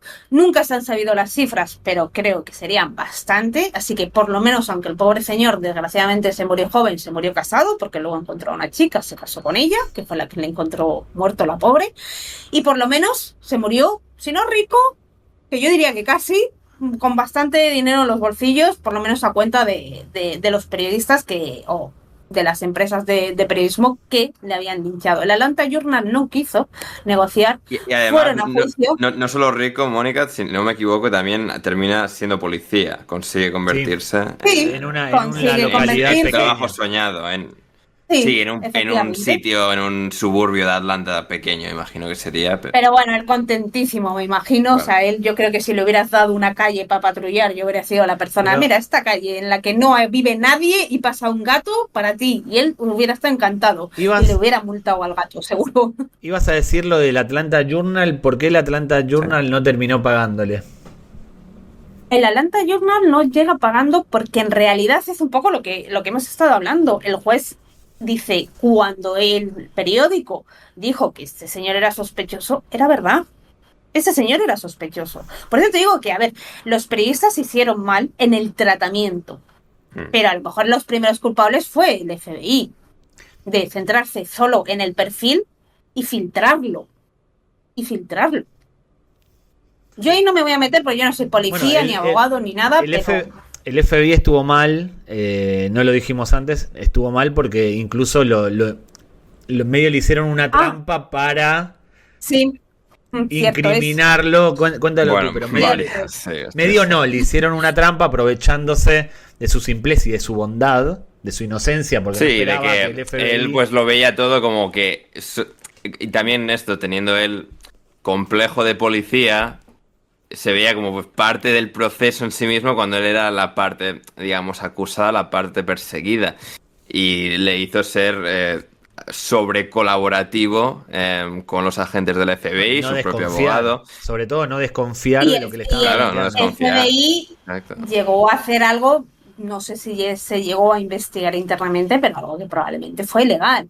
A ese señor, a Richard, le interrogan y le hacen creer que lo van a utilizar para un programa, una cosa rarísima, un programa de entrenamiento para detectar bombas. Claro, ahí a Richard se le hincha el pecho de orgullo, diciendo, guau, guau, guau, ahora voy a ser yo quien Creo que enseñe se los llegó a derechos investigar internamente y tal, y al final no llegó a nada, pero sí que hubo su proceso porque fue Pero es totalmente ilegal. Tú cuando interrogas a una persona, o sea, te tienes Sí, que dejar bien claro que le estás interrogando, Tiene que estar de el que le estás abogado. acusando y tiene que tener un abogado.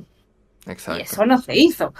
Y se ha metido mucha caña a los periodistas, con razón, pero tela el FBI. No, Tela. pero el FBI los primeros, porque al final son los que desatan el tornado, son quienes provocan que Claro. lo que ocurre. El propio FBI dice años, o varios integrantes del FBI acaban diciendo, pues años después, bueno, eso 3 meses después se anuncia, le hacen llegar una carta de que no es culpable, de que es inocente, de que ya no está siendo investigado.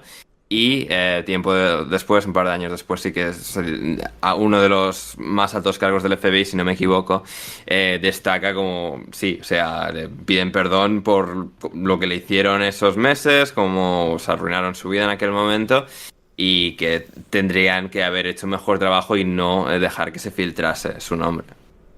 Claro, como yo siempre he estado en el lado periodístico, por así decirlo, siempre lo he mirado desde ahí. Claro, si tú tienes una fuente y te filtra cualquier cosa, tú lo tienes que decir, eso es claro. Pero si eres policía, ¿por qué filtras eso? Una cosa es decirlo, y otra vez, una vez decirlo o no decirlo. Sí. Yo coincido, si te lo dice una fuente oficial, el periodista tiene que informarlo, es su deber, es su vocación. Ahora, ¿cómo decirlo? También es verdad, cambia. Un pequeño detalle, ahora que dices lo de la fuente, un pequeño detalle porque también creo que es bastante significativo y, hombre, hay que decirlo.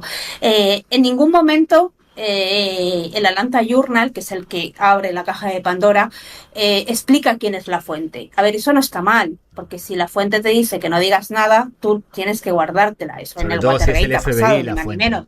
Si es el FBI, entonces es el FBI. Me lo dijo el FBI. Y se te puede caer el pelo. Claro que se le cae el pelo al del FBI. Pero claro, también te encuentras con ese problema que tú, la persona que lee el periódico, está leyendo una información que no sabe si viene del FBI, que es una fuente fidedigna, o que viene de una kiosquera. Bueno, pero claro, antes había cierto código, no voy a decir de honor, pero las fuentes solían... déjenme, jueguen conmigo, solían ser un poco más fiables que ahora. Ahora cualquier cosa es fuente. Ahora, suponte que te lo dice el FBI, tú tienes esa información, si lo vas a contar, tú puedes elegir como periodista cómo contarlo. Si lo cuentas diciendo Richard Jewell es persona de interés, lógicamente porque está en el lugar de los hechos, forma parte del protocolo investigarlo, si lo cuentas de esa manera, no vas a salir en primera plana. Porque es algo y además, protocolar. Si ahora sí dice, lo están investigando como sospechoso de poner la bomba, primera plana, todos los medios se van a hacer eco de lo que dice el Atlanta Journal, va a retumbar en todo el mundo y tu periódico va a ir a mejor y tu carrera va a ir para arriba. Tú puedes elegir cómo decirlo. Si tú sigues la capital importancia de los matices. Exactamente. Si tú sigues el manual de la ética periodística, que nadie la sigue, y que se supone que tienes que contrastar las cosas con 2 o 3 fuentes, a lo mejor eso no hubiera pasado, porque te dice el FBI qué tal, y tú empiezas a investigar por otro lado, y a lo mejor descubres lo obvio, que era imposible físicamente que él hubiera estado ahí. Pero te la peleo. Tú, si eres periodista y más de policiales o de sucesos, ya sabes que Richard Jewell va a ser investigado sí o sí por una cuestión protocolar. Sí, claro. El resto es el IVA que tú le pones a la historia. El periodista que contó por primera vez es IVA. Tú quieras. Claro, es si tú quieres guiarte por la ética o te quieres guiar por el negocio. Y se guiaron por el negocio, claramente. Todos los medios que cubrieron lo de Richard Jewell, los que demandó él. Pero yo me pregunto, ¿y si alguien, el Atlanta Journal está diciendo eso? Imagínate, me lo invento, que hubiera Atlanta Magazine, la competencia. No vende si ningún ejemplar. Periodista del Atlanta... No, espera, esa sí que te la peleo yo a ti. Si un periodista del Atlanta Magazine descubre que es imposible que ese señor sea el culpable, eso es una exclusiva. Claro, pero estamos hablando del momento... O sea, todos los medios diciendo que Richard es culpable. Pero me estás haciendo trampa. Y demuestras que no, pero que no lo es, porque demuestras a qué hora estaba. Pero es trampa. Estamos hablando del momento en el que se empieza a investigar a Richard Jewell, que es cuando se pone en el foco. En ese momento es normal que se lo investigue. Ahí el error del periodismo, intencionado o no, fue venderlo como sospechoso. Estamos en ese momento. El Atlanta Magazine, ese rival del Atlanta Journal que nos acabamos de inventar, es inventado, si al mes dice... Todo lo que pasó con Richard Jewell estuvo orquestado por el Atlanta Journal y por los medios para vender, porque el FBI había hecho tal cosa y monta eso, ahí sí vende un montón. Pero si al día siguiente de que el Atlanta Journal comenta que está investigado, dice eso, no le van a dar importancia porque lo que vende, lo que está en mainstream, lo que está ahora en popular es que es el culpable. Un mes después sí, pero te lo si compro. te lo compro. Pero si esa revista o ese periódico demuestra que ese señor físicamente era imposible que estuviera en la cabina y luego en el banco de la Pero bomba... eso no se hizo al día siguiente, ahí ya estamos jugando con la realidad. ¿Cuánto tarda el FBI? ¿Cuánto debió tardar el FBI en darse cuenta de eso? Que es desde qué cabina se llamó. No, tardaron ¿Y cuánto varios. se tarda? Hubo una investigación de varios. Convengamos que en el 96 no había tantas cámaras como ahora, no había tanta tecnología como ahora. Lo pregunto sinceramente, ¿cuánto puede tardar el FBI en darse cuenta de ese detalle? Hoy 20 minutos. Hoy en 20 minutos ya está descartado Richard Jewell, seguro. Ven la grabación, hacen la comprobación y ya está, sale exonerado. En esa época estábamos un poco en la prehistoria de los avances que tenemos hoy. Tú eres experta en True Crime, yo también. Estamos en la prehistoria. No, y además puede ser, date cuenta, a ver, yo me estoy acordando ahora del crimen de Diana Kerr, que también tardaron un montón con los móviles, y eran móviles, que ahora mismo, es muy difícil matar a alguien y que no te pillen. Es que ni dejando el móvil, porque si vas siempre con el móvil y lo dejas un día, es sospechoso también. O sea, ahora mismo con los móviles ayuda mucho a encontrar y a esclarecer crímenes, pero aún así se tarda. La Guardia Civil tardó, por ejemplo, es verdad, era mucho más difícil el caso de Diana Kerr, que está desaparecida, que este caso. Pero el de Richard Jewell, al final, exonerarlo a él era sencillo. Pongamos que era posible antes y hoy, pero encontrar al culpable en esa época era mucho más difícil. De hecho, tardaron como 5 años y apareció cuando fue detenido por otra cosa y dijo, también puse la bomba en los Juegos Olímpicos de Atlanta. Si no, no lo hubiesen agarrado. Efectivamente, claro, efectivamente. O sea, acabó confesando, pero sí que estuvo todos esos años en búsqueda y captura, le detienen por otra cosa, pero una vez le detienen, mira, es esta persona. Claro, pero tardaron un montón, pero era normal en ese. El Unabomber, claro. ¿Cuánto tiempo estuvo el Unabomber sin ser encontrado? Y era un tipo que ponía bombas cada tanto. Tuvo 15 años. ¿Y el asesino del Zodíaco? Ese ya podemos un día tenemos que hacer un podcast de True Crime. Otro día. Tenemos que hacer un podcast de True Crime. Sí. Que hay pocos. Poquísimos. Y por si alguien se está preguntando todavía a estas alturas, entonces, ¿quién fue el de la bomba al atentado de Atlanta 96? Pues un pirado de ultraderecha, Eric Rudolph, que era un señor que se adelantó a los pirados de la Agenda 2030 porque consideraba que el socialismo nos iba a arrastrar a la perdición, que los juegos promovían ese socialismo global y que eso no era posible, y por eso puso el atentado. Es un señor que también puso una bomba en un bar de lesbianas, en un bar de ambiente homosexual femenino, y que puso también por lo menos un par de bombas en 2 clínicas abortivas. Así que os podéis imaginar el chaval que era. Que se hable de la familia Ander, que le ha gustado su familia, una familia muy sana. O sea, el nombre completo es Eric Robert Rudolph. Increíble, O sea, lees sobre la historia de este pavo y cada párrafo es mejor que el anterior. O sea, es una absoluta locura. Porque sí, era un fundamentalista cristiano católico. A ver, más allá de ser, un horror de ser humano, muchos de estos terroristas también son increíblemente subnormales, tontos, limitados cognitivamente. Y no tengo problema en decirlo, porque es que lees sobre muchas de sus opiniones y muchos de sus procesos mentales, y ya no es, digamos, una visión trágica o muy oscura del mundo, sino es una falta de clic en las conexiones mentales que realmente alarman a uno. Y sí, estaba en lo que iba leyendo sobre el culpable de ese atentado, le iba pasando cosas a Mónica, que era una cosa pues maravillosa, porque claro, cada pequeña anécdota era mejor que la anterior. Y luego, claro, estando él en prisión, por ejemplo, le mandaban, fundamentalistas cristianos, que él no lo era exactamente, él tenía un batiburrillo mental increíble. Pero muchos fundamentalistas cristianos le enviaban dinero y cosas a la prisión, que él sigue en prisión, digamos, pasa 23 horas al día en soledad, o cuál sería el término exacto. ¿Aislamiento?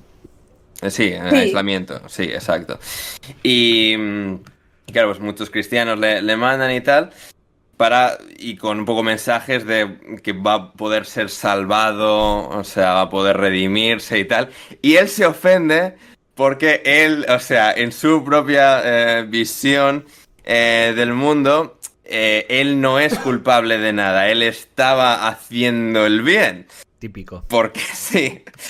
Está parando la Agenda 2030, la estaba parando en el año 96. Lo que dice... Visionario. Lo que dice Mónica, porque leyendo los atentados, los atentados que perpetró y de su forma de pensar, pasaron 30 años y estoy seguro de que cada uno de nosotros, en sus países donde viven y en los medios y redes que consume, ve gente así todos los días, cada vez más, con esa tendencia a ese tipo de ideas, e incluso algunos que empiezan a cruzar límites, no digo para poner bombas, pero sí para agredir a otras personas. Parece mentira, pasaron 30 años.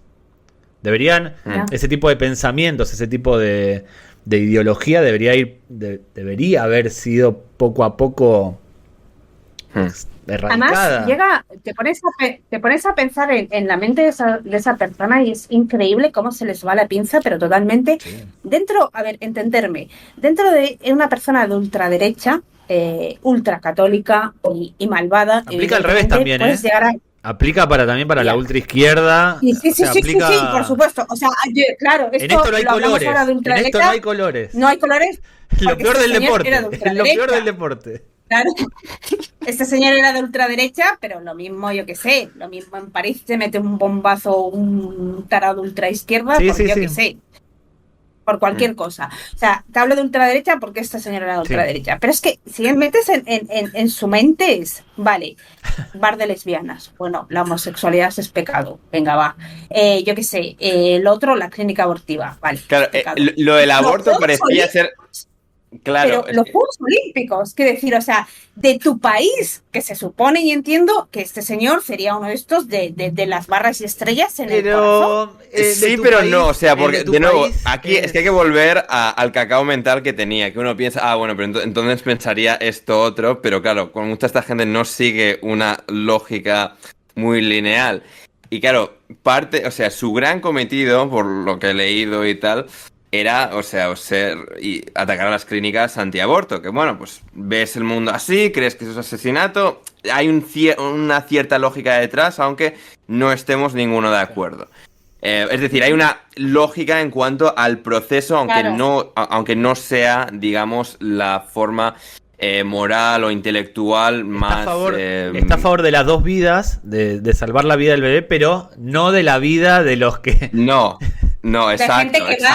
Ahí es cuando la lógica se rompe. Es decir, la lógica inicial vale, pero luego la lógica subsiguiente ahí es donde se viene abajo. Y él tenía esto, porque luego pues añades esto, atacar un bar de lesbianas, cosas así que ya es como, vale, ahora ya es, bueno, es porque Dios dice que esto es pecado y yo... pues está, relacionado con la Iglesia de Israel, que no tiene nada que ver con los judíos, ni con la Israel moderna como Estado, sino es una institución, organización que sigue esta idea de las tribus originales de cristianos blancos, que son las únicas personas puras del mundo. Y nadie más puede tener la capacidad de ser un cristiano puro. Son solo los que nacieron blancos y cristianos los que tienen, los que son, digamos, las personas puras. David está haciendo cosas raras. No, yo, Mónica, somos blancos y puros. Bueno, habría que mirar vuestros ADN. Bueno, pero... yo soy mujer, así que a lo mejor probablemente... Claro, también, eso problemático eso. Es un problema. Esa tara que tienes, pero... Pero es que es el nivel de taradismo de esa gente, porque claro, yo también cuando lo estaba leyendo es, hola, eres de la medio secta, organización esta, pueblo de Israel, sois antisemitas. Hola. Israel. No, claro, a ver, pero claro, porque se juntan muchas lógicas cruzadas que acaban reventando. Ser de Israel no equivale a ser judío, igual que ser judío no equivale a ser de Israel. Pero te quiero decir que hay un tanto la Israel moderna, claro, digamos, en que tú vienes, o sea, tú puedes ser, o sea, te presumes de ser antisemita al mismo tiempo que te enorgulleces de ser de ser descendiente de una de las tribus perdidas de Israel. No. Antes dijiste lo de los Juegos Olímpicos, de un tipo que atenta contra lo que organiza un país.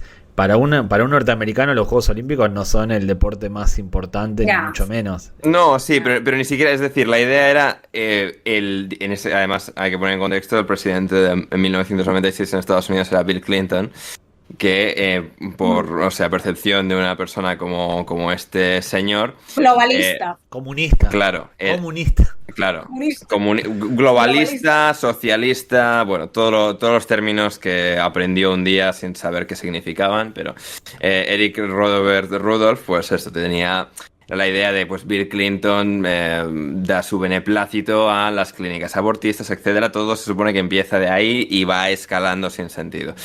Pero también de la historia de este muchacho, que bueno, que al final que fue trazado de vuelta al atentado de Atlanta cuando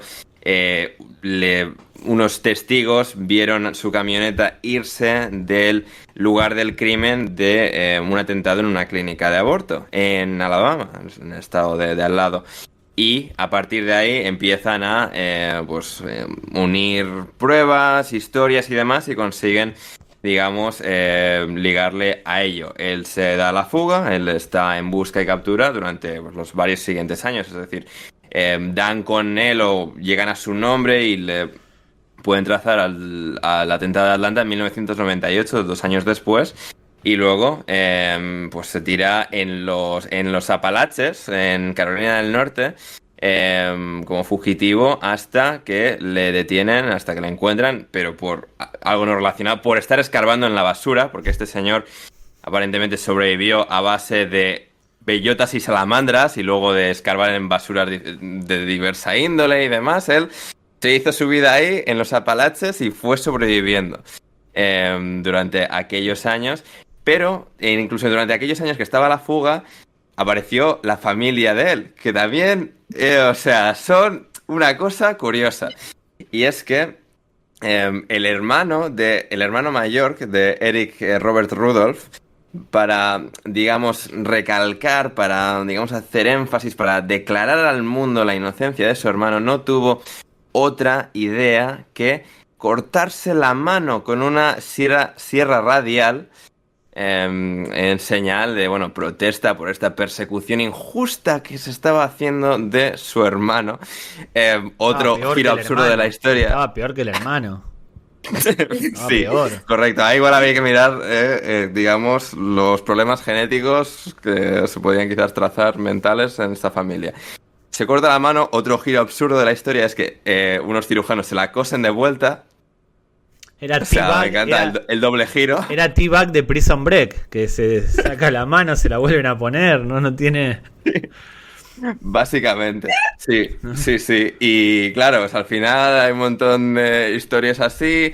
La madre también, toda la historia del atentado es muy América, el héroe, los medios de comunicación, todo es muy, muy, muy América, pero claro, ya cuando te sale el pirado del hermano y se corta la mano, ya dices Estados Unidos forever. O sea, exacto. Esto podría haber pasado en España. Esto podría haber pasado en España. No. Yo estoy seguro de que podría haber pasado en España.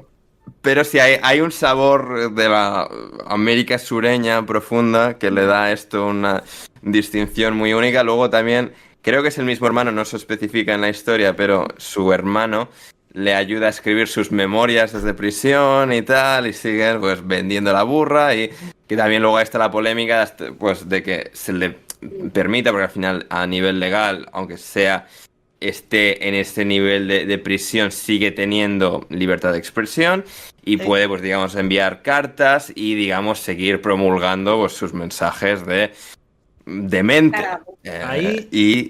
El otro día vi algo sobre un crimen argentino, no me acuerdo cuál, donde al asesino, seguro que eran culpable, no me acuerdo, pero al culpable en la condena le prohibían lucrar con la historia del asesinato. Él no podía obtener ningún tipo de ganancia ni retribución. Claro, diría que aquí es lo mismo, pero puede seguir, pero sí que puede, o su familia puede hacerse con los beneficios de un libro que publiquen,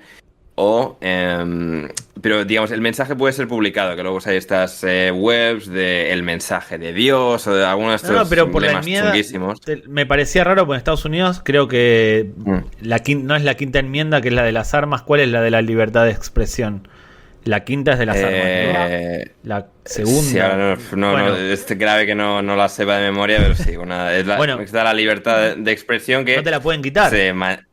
Claro, que él puede seguir enviando cartas y su hermano, más salado que él todavía, lo puede seguir publicando, sea en un libro, sea en internet o lo que sea. Hay algo que no puede hacer el hermano: meter las cartas en un sobre, porque solo tiene una mano. No puede meter la carta en un sobre. Y tampoco puede usar el mouse, el ratón. No lo puede usar. Hay otra cosa que tampoco puede hacer, pero vamos a dejar ya la referencia de las manos. Stop. Ya se fue. Exacto. Ya se fue. Sí. Y esa es la historia loca, absurda, que empieza al final en las Olimpiadas, en los Juegos Olímpicos. El hermano. Sí. Y acaba cuando en una serie ya van pasando las temporadas y los guionistas van mirando. Es de una segunda, tercera temporada la del hermano. Es muy bueno eso. Y aparece ya el hermano en plan, ya no sabemos qué hacer. Ya es una españolada donde se perdió el sentido original de la serie. Era una serie sobre un atentado y termina siendo la serie de un manco. La vida de un manco en prisión.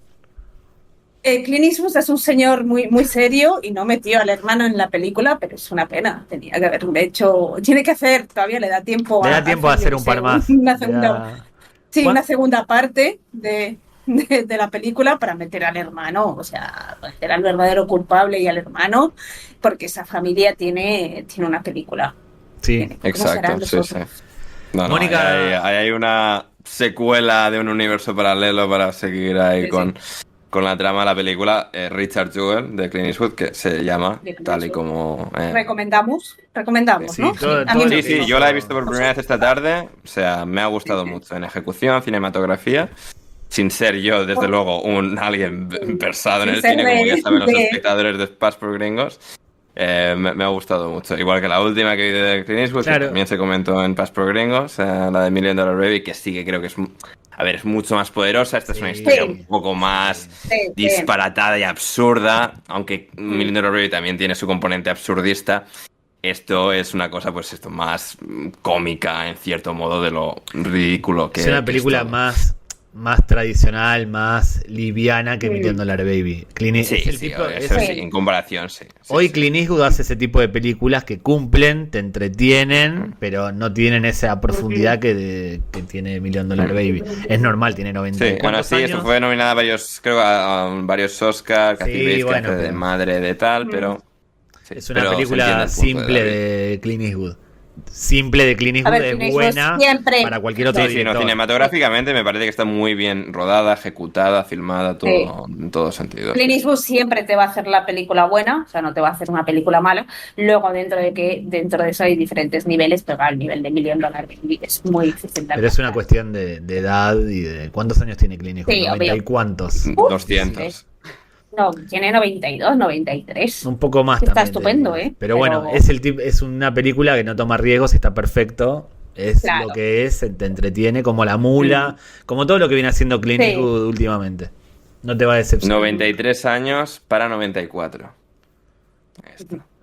Aún lo tengo. No. Tuvo su polémica con el personaje femenino de una de las periodistas de Atlanta Journal, que era Cassie Scraft, que también murió joven de una sobredosis.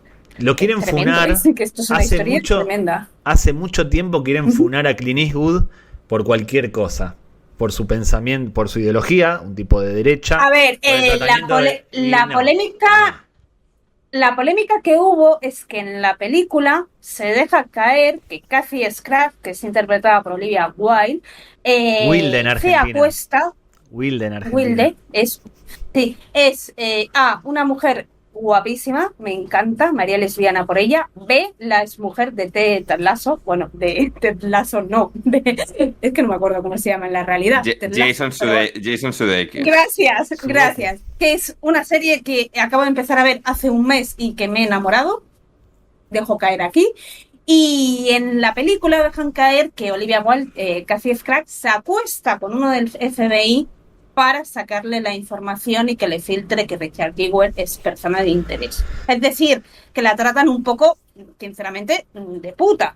Y la realidad no era tal que así. Al parecer la realidad era una mujer, Cassie Scruggs, que se acostaba con quien le daba la gana, que hacía perfectamente bien, que iba con minifaldas, que estaba muy buena, que era pues, la típica mujer que también está en cierta manera mal vista. Y de una manera un poco se le acusó a Clint Eastwood, yo no digo con razón o sin razón, yo te digo lo que se decía, de misoginia, porque dicen que manipuló esa historia para esto, para hacer creer que se había acostado con la fuente del FBI para sacar esa información. Y que la realidad de Cassie Scruggs es que la tía se acostaba porque la daba la gana y que ya tenía una relación previa con ese agente del FBI. Bueno. Que en la película un poco se da como medio a entender, sí, pero digamos no se ejecuta o no se cuenta esa subtrama de manera muy precisa. Pero primero las historias basadas en hechos reales tienen que tener ciertas licencias para entretener y llevar al público a donde quiere el director.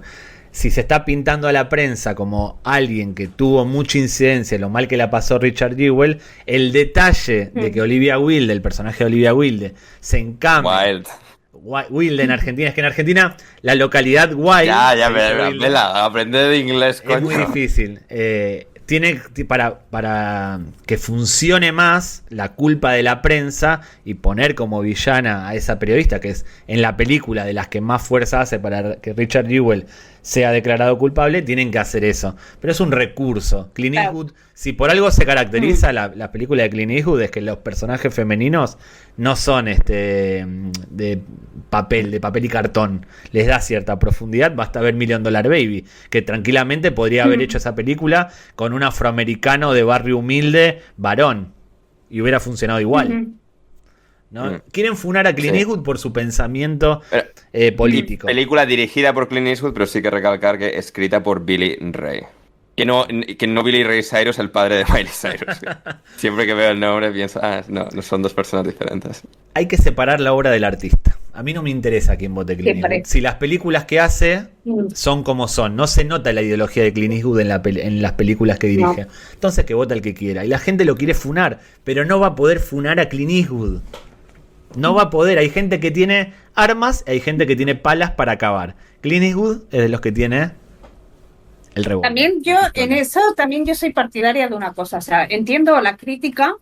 No te gusta cómo se hizo el personaje de Cassie Scruggs, pues tienes razón. Entiendo a las personas que conocieron a esa periodista real que se puedan sentir ofendidos, se puedan sentir dolidos. Pero bueno, a ver, tampoco vas a hacer novelas, libros que estén basados en hechos reales, vas a hacer daño. Por mucho respeto que quieras hacerlo, o por mucho bien que lo hagas, o por mucho interés, si tratas determinados temas, vas a hacer daño. Así que, fuera ya de que entiendo que los que conocían a Cassie Scruggs se podían sentir ofendidos por el tratamiento, el resto de las personas, pues una opinión más. Si no te gusta el personaje que hicieron para Olivia Wilde, pues haz una película y le haces el personaje como tú quieras.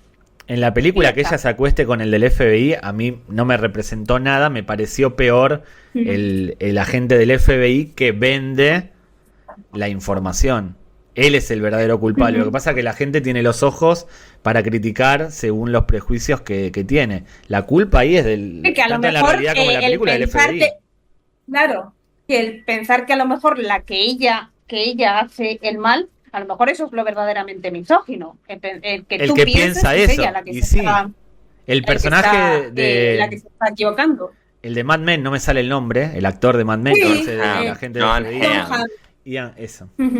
Ese es el verdadero malo, el que comete el error o la maldad, voluntario. Sí, y luego la película realmente le traza como el mayor villano, uno de los mayores villanos de todo, así que...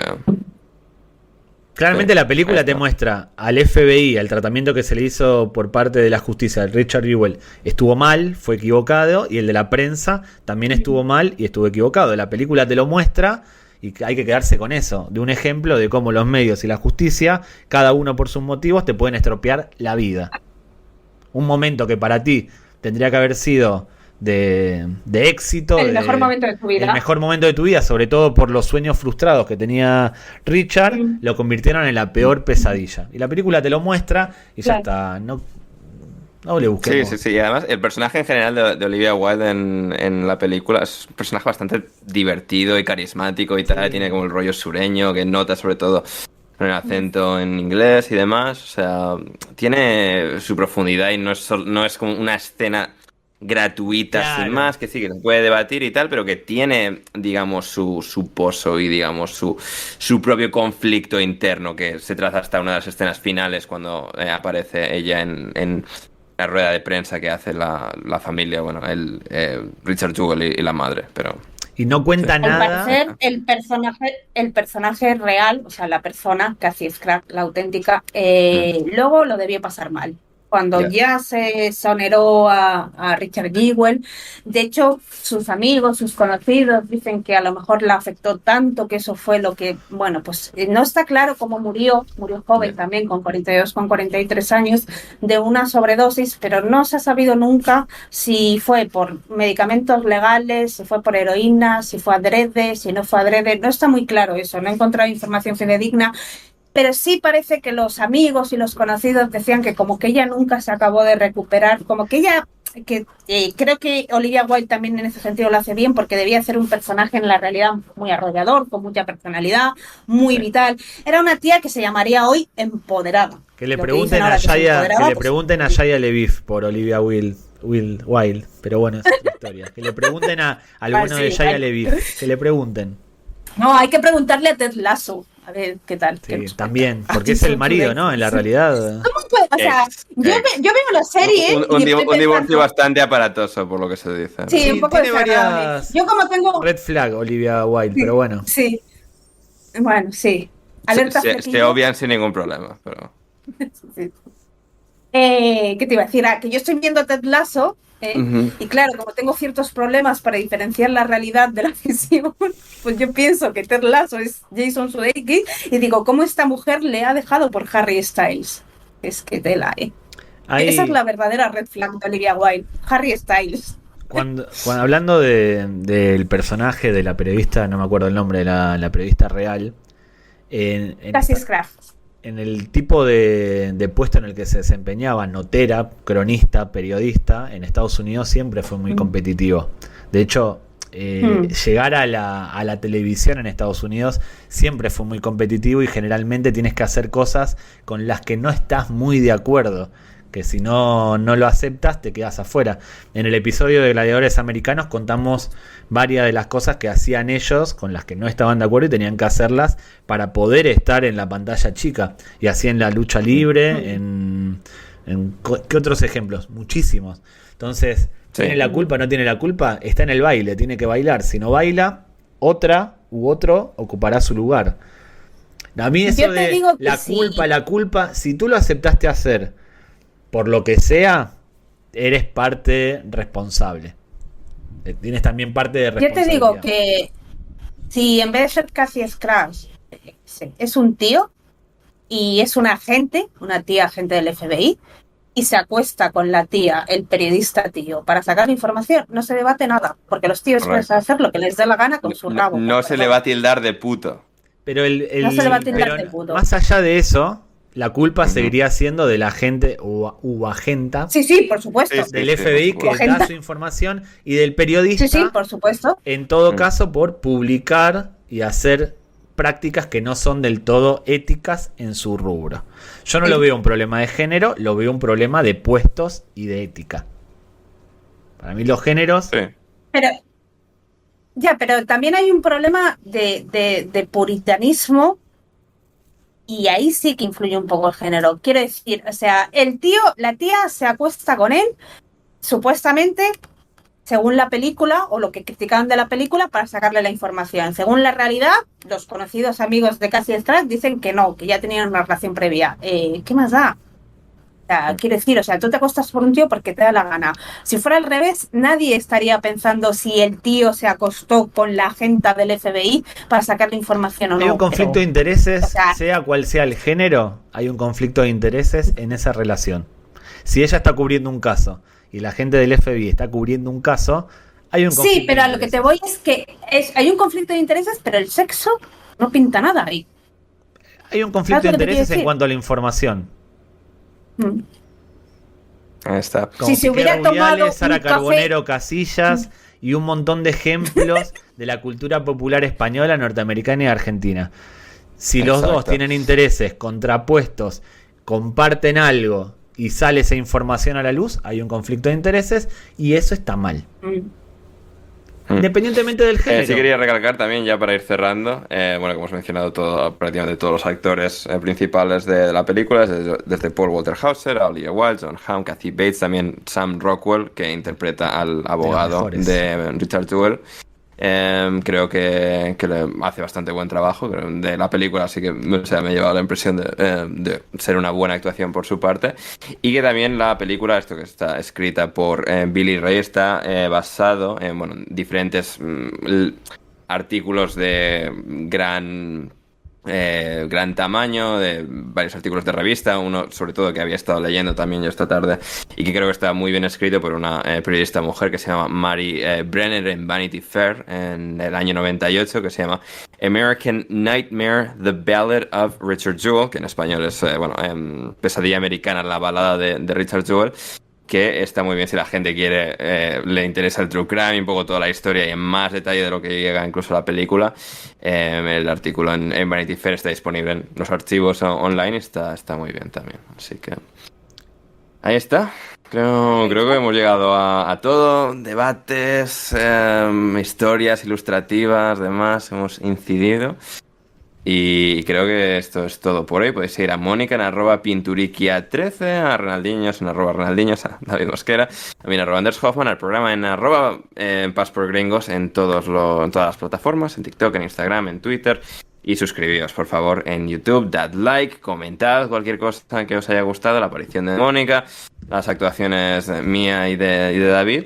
Y eso, no un poco más, Mónica, muchas gracias por estar hoy con nosotros y tendremos que tenerte de vuelta pronto para más cosas. Muchas gracias, chicos, por invitarme. Hay que hablar más de los juegos, de los deportes minoritarios. No hemos hablado absolutamente nada de deportes minoritarios, pero nada, chicos, suscribiros, like y de deportes minoritarios, por favor. No hablamos de deportes minoritarios porque somos americanos. No nos interesan los deportes minoritarios. Ya nos agachaba con el remo y no sé qué polacos e ingleses. Ya dedicamos demasiado tiempo. Ya cumplimos el cupo. Ya contigo cumplimos el cupo de género. Cumplimos cupo de género y cupo de deportes. O sea, ya matamos dos pájaros de un tiro. Cuando Michael Phelps te gana 7 oros... No, a ver, pero por la grandeza americana. Ha hecho ese deporte de mierda grande. O sea, él y Katie Ledecky, bien. Todo lo que había antes, o toda la otra gente random de otros países que lo practica, o sea... Es como, no había ciclismo antes de Greg LeMond y Lance Armstrong, Mónica. Esto es así. No escribimos las reglas, simplemente hacemos historia. David, gracias. Sí, gracias. Y si en algún momento nos acusan de machistas o de misógenos, vamos a poder decir, tenemos una amiga mujer que incluso participó en el programa. No somos machistas, no somos. Han venido misógenos. 2 mujeres a Passporgringos, para que luego digan. Mónica e Inés Álamo en su momento para hablar de ya hockey. Ya son más mujeres que las que tuvo cerca Richard Jewell a lo largo de su vida. Sin que sean periodistas. Hombre, no, la madre y la mujer, no, cabrón. sin contar a la madre y sin contar a las periodistas. La mujer, una. Ya está. Chao. Bueno, pero nos vamos, suscribíos a Passporgringos. Volvemos pronto. Chao, chao. Chao.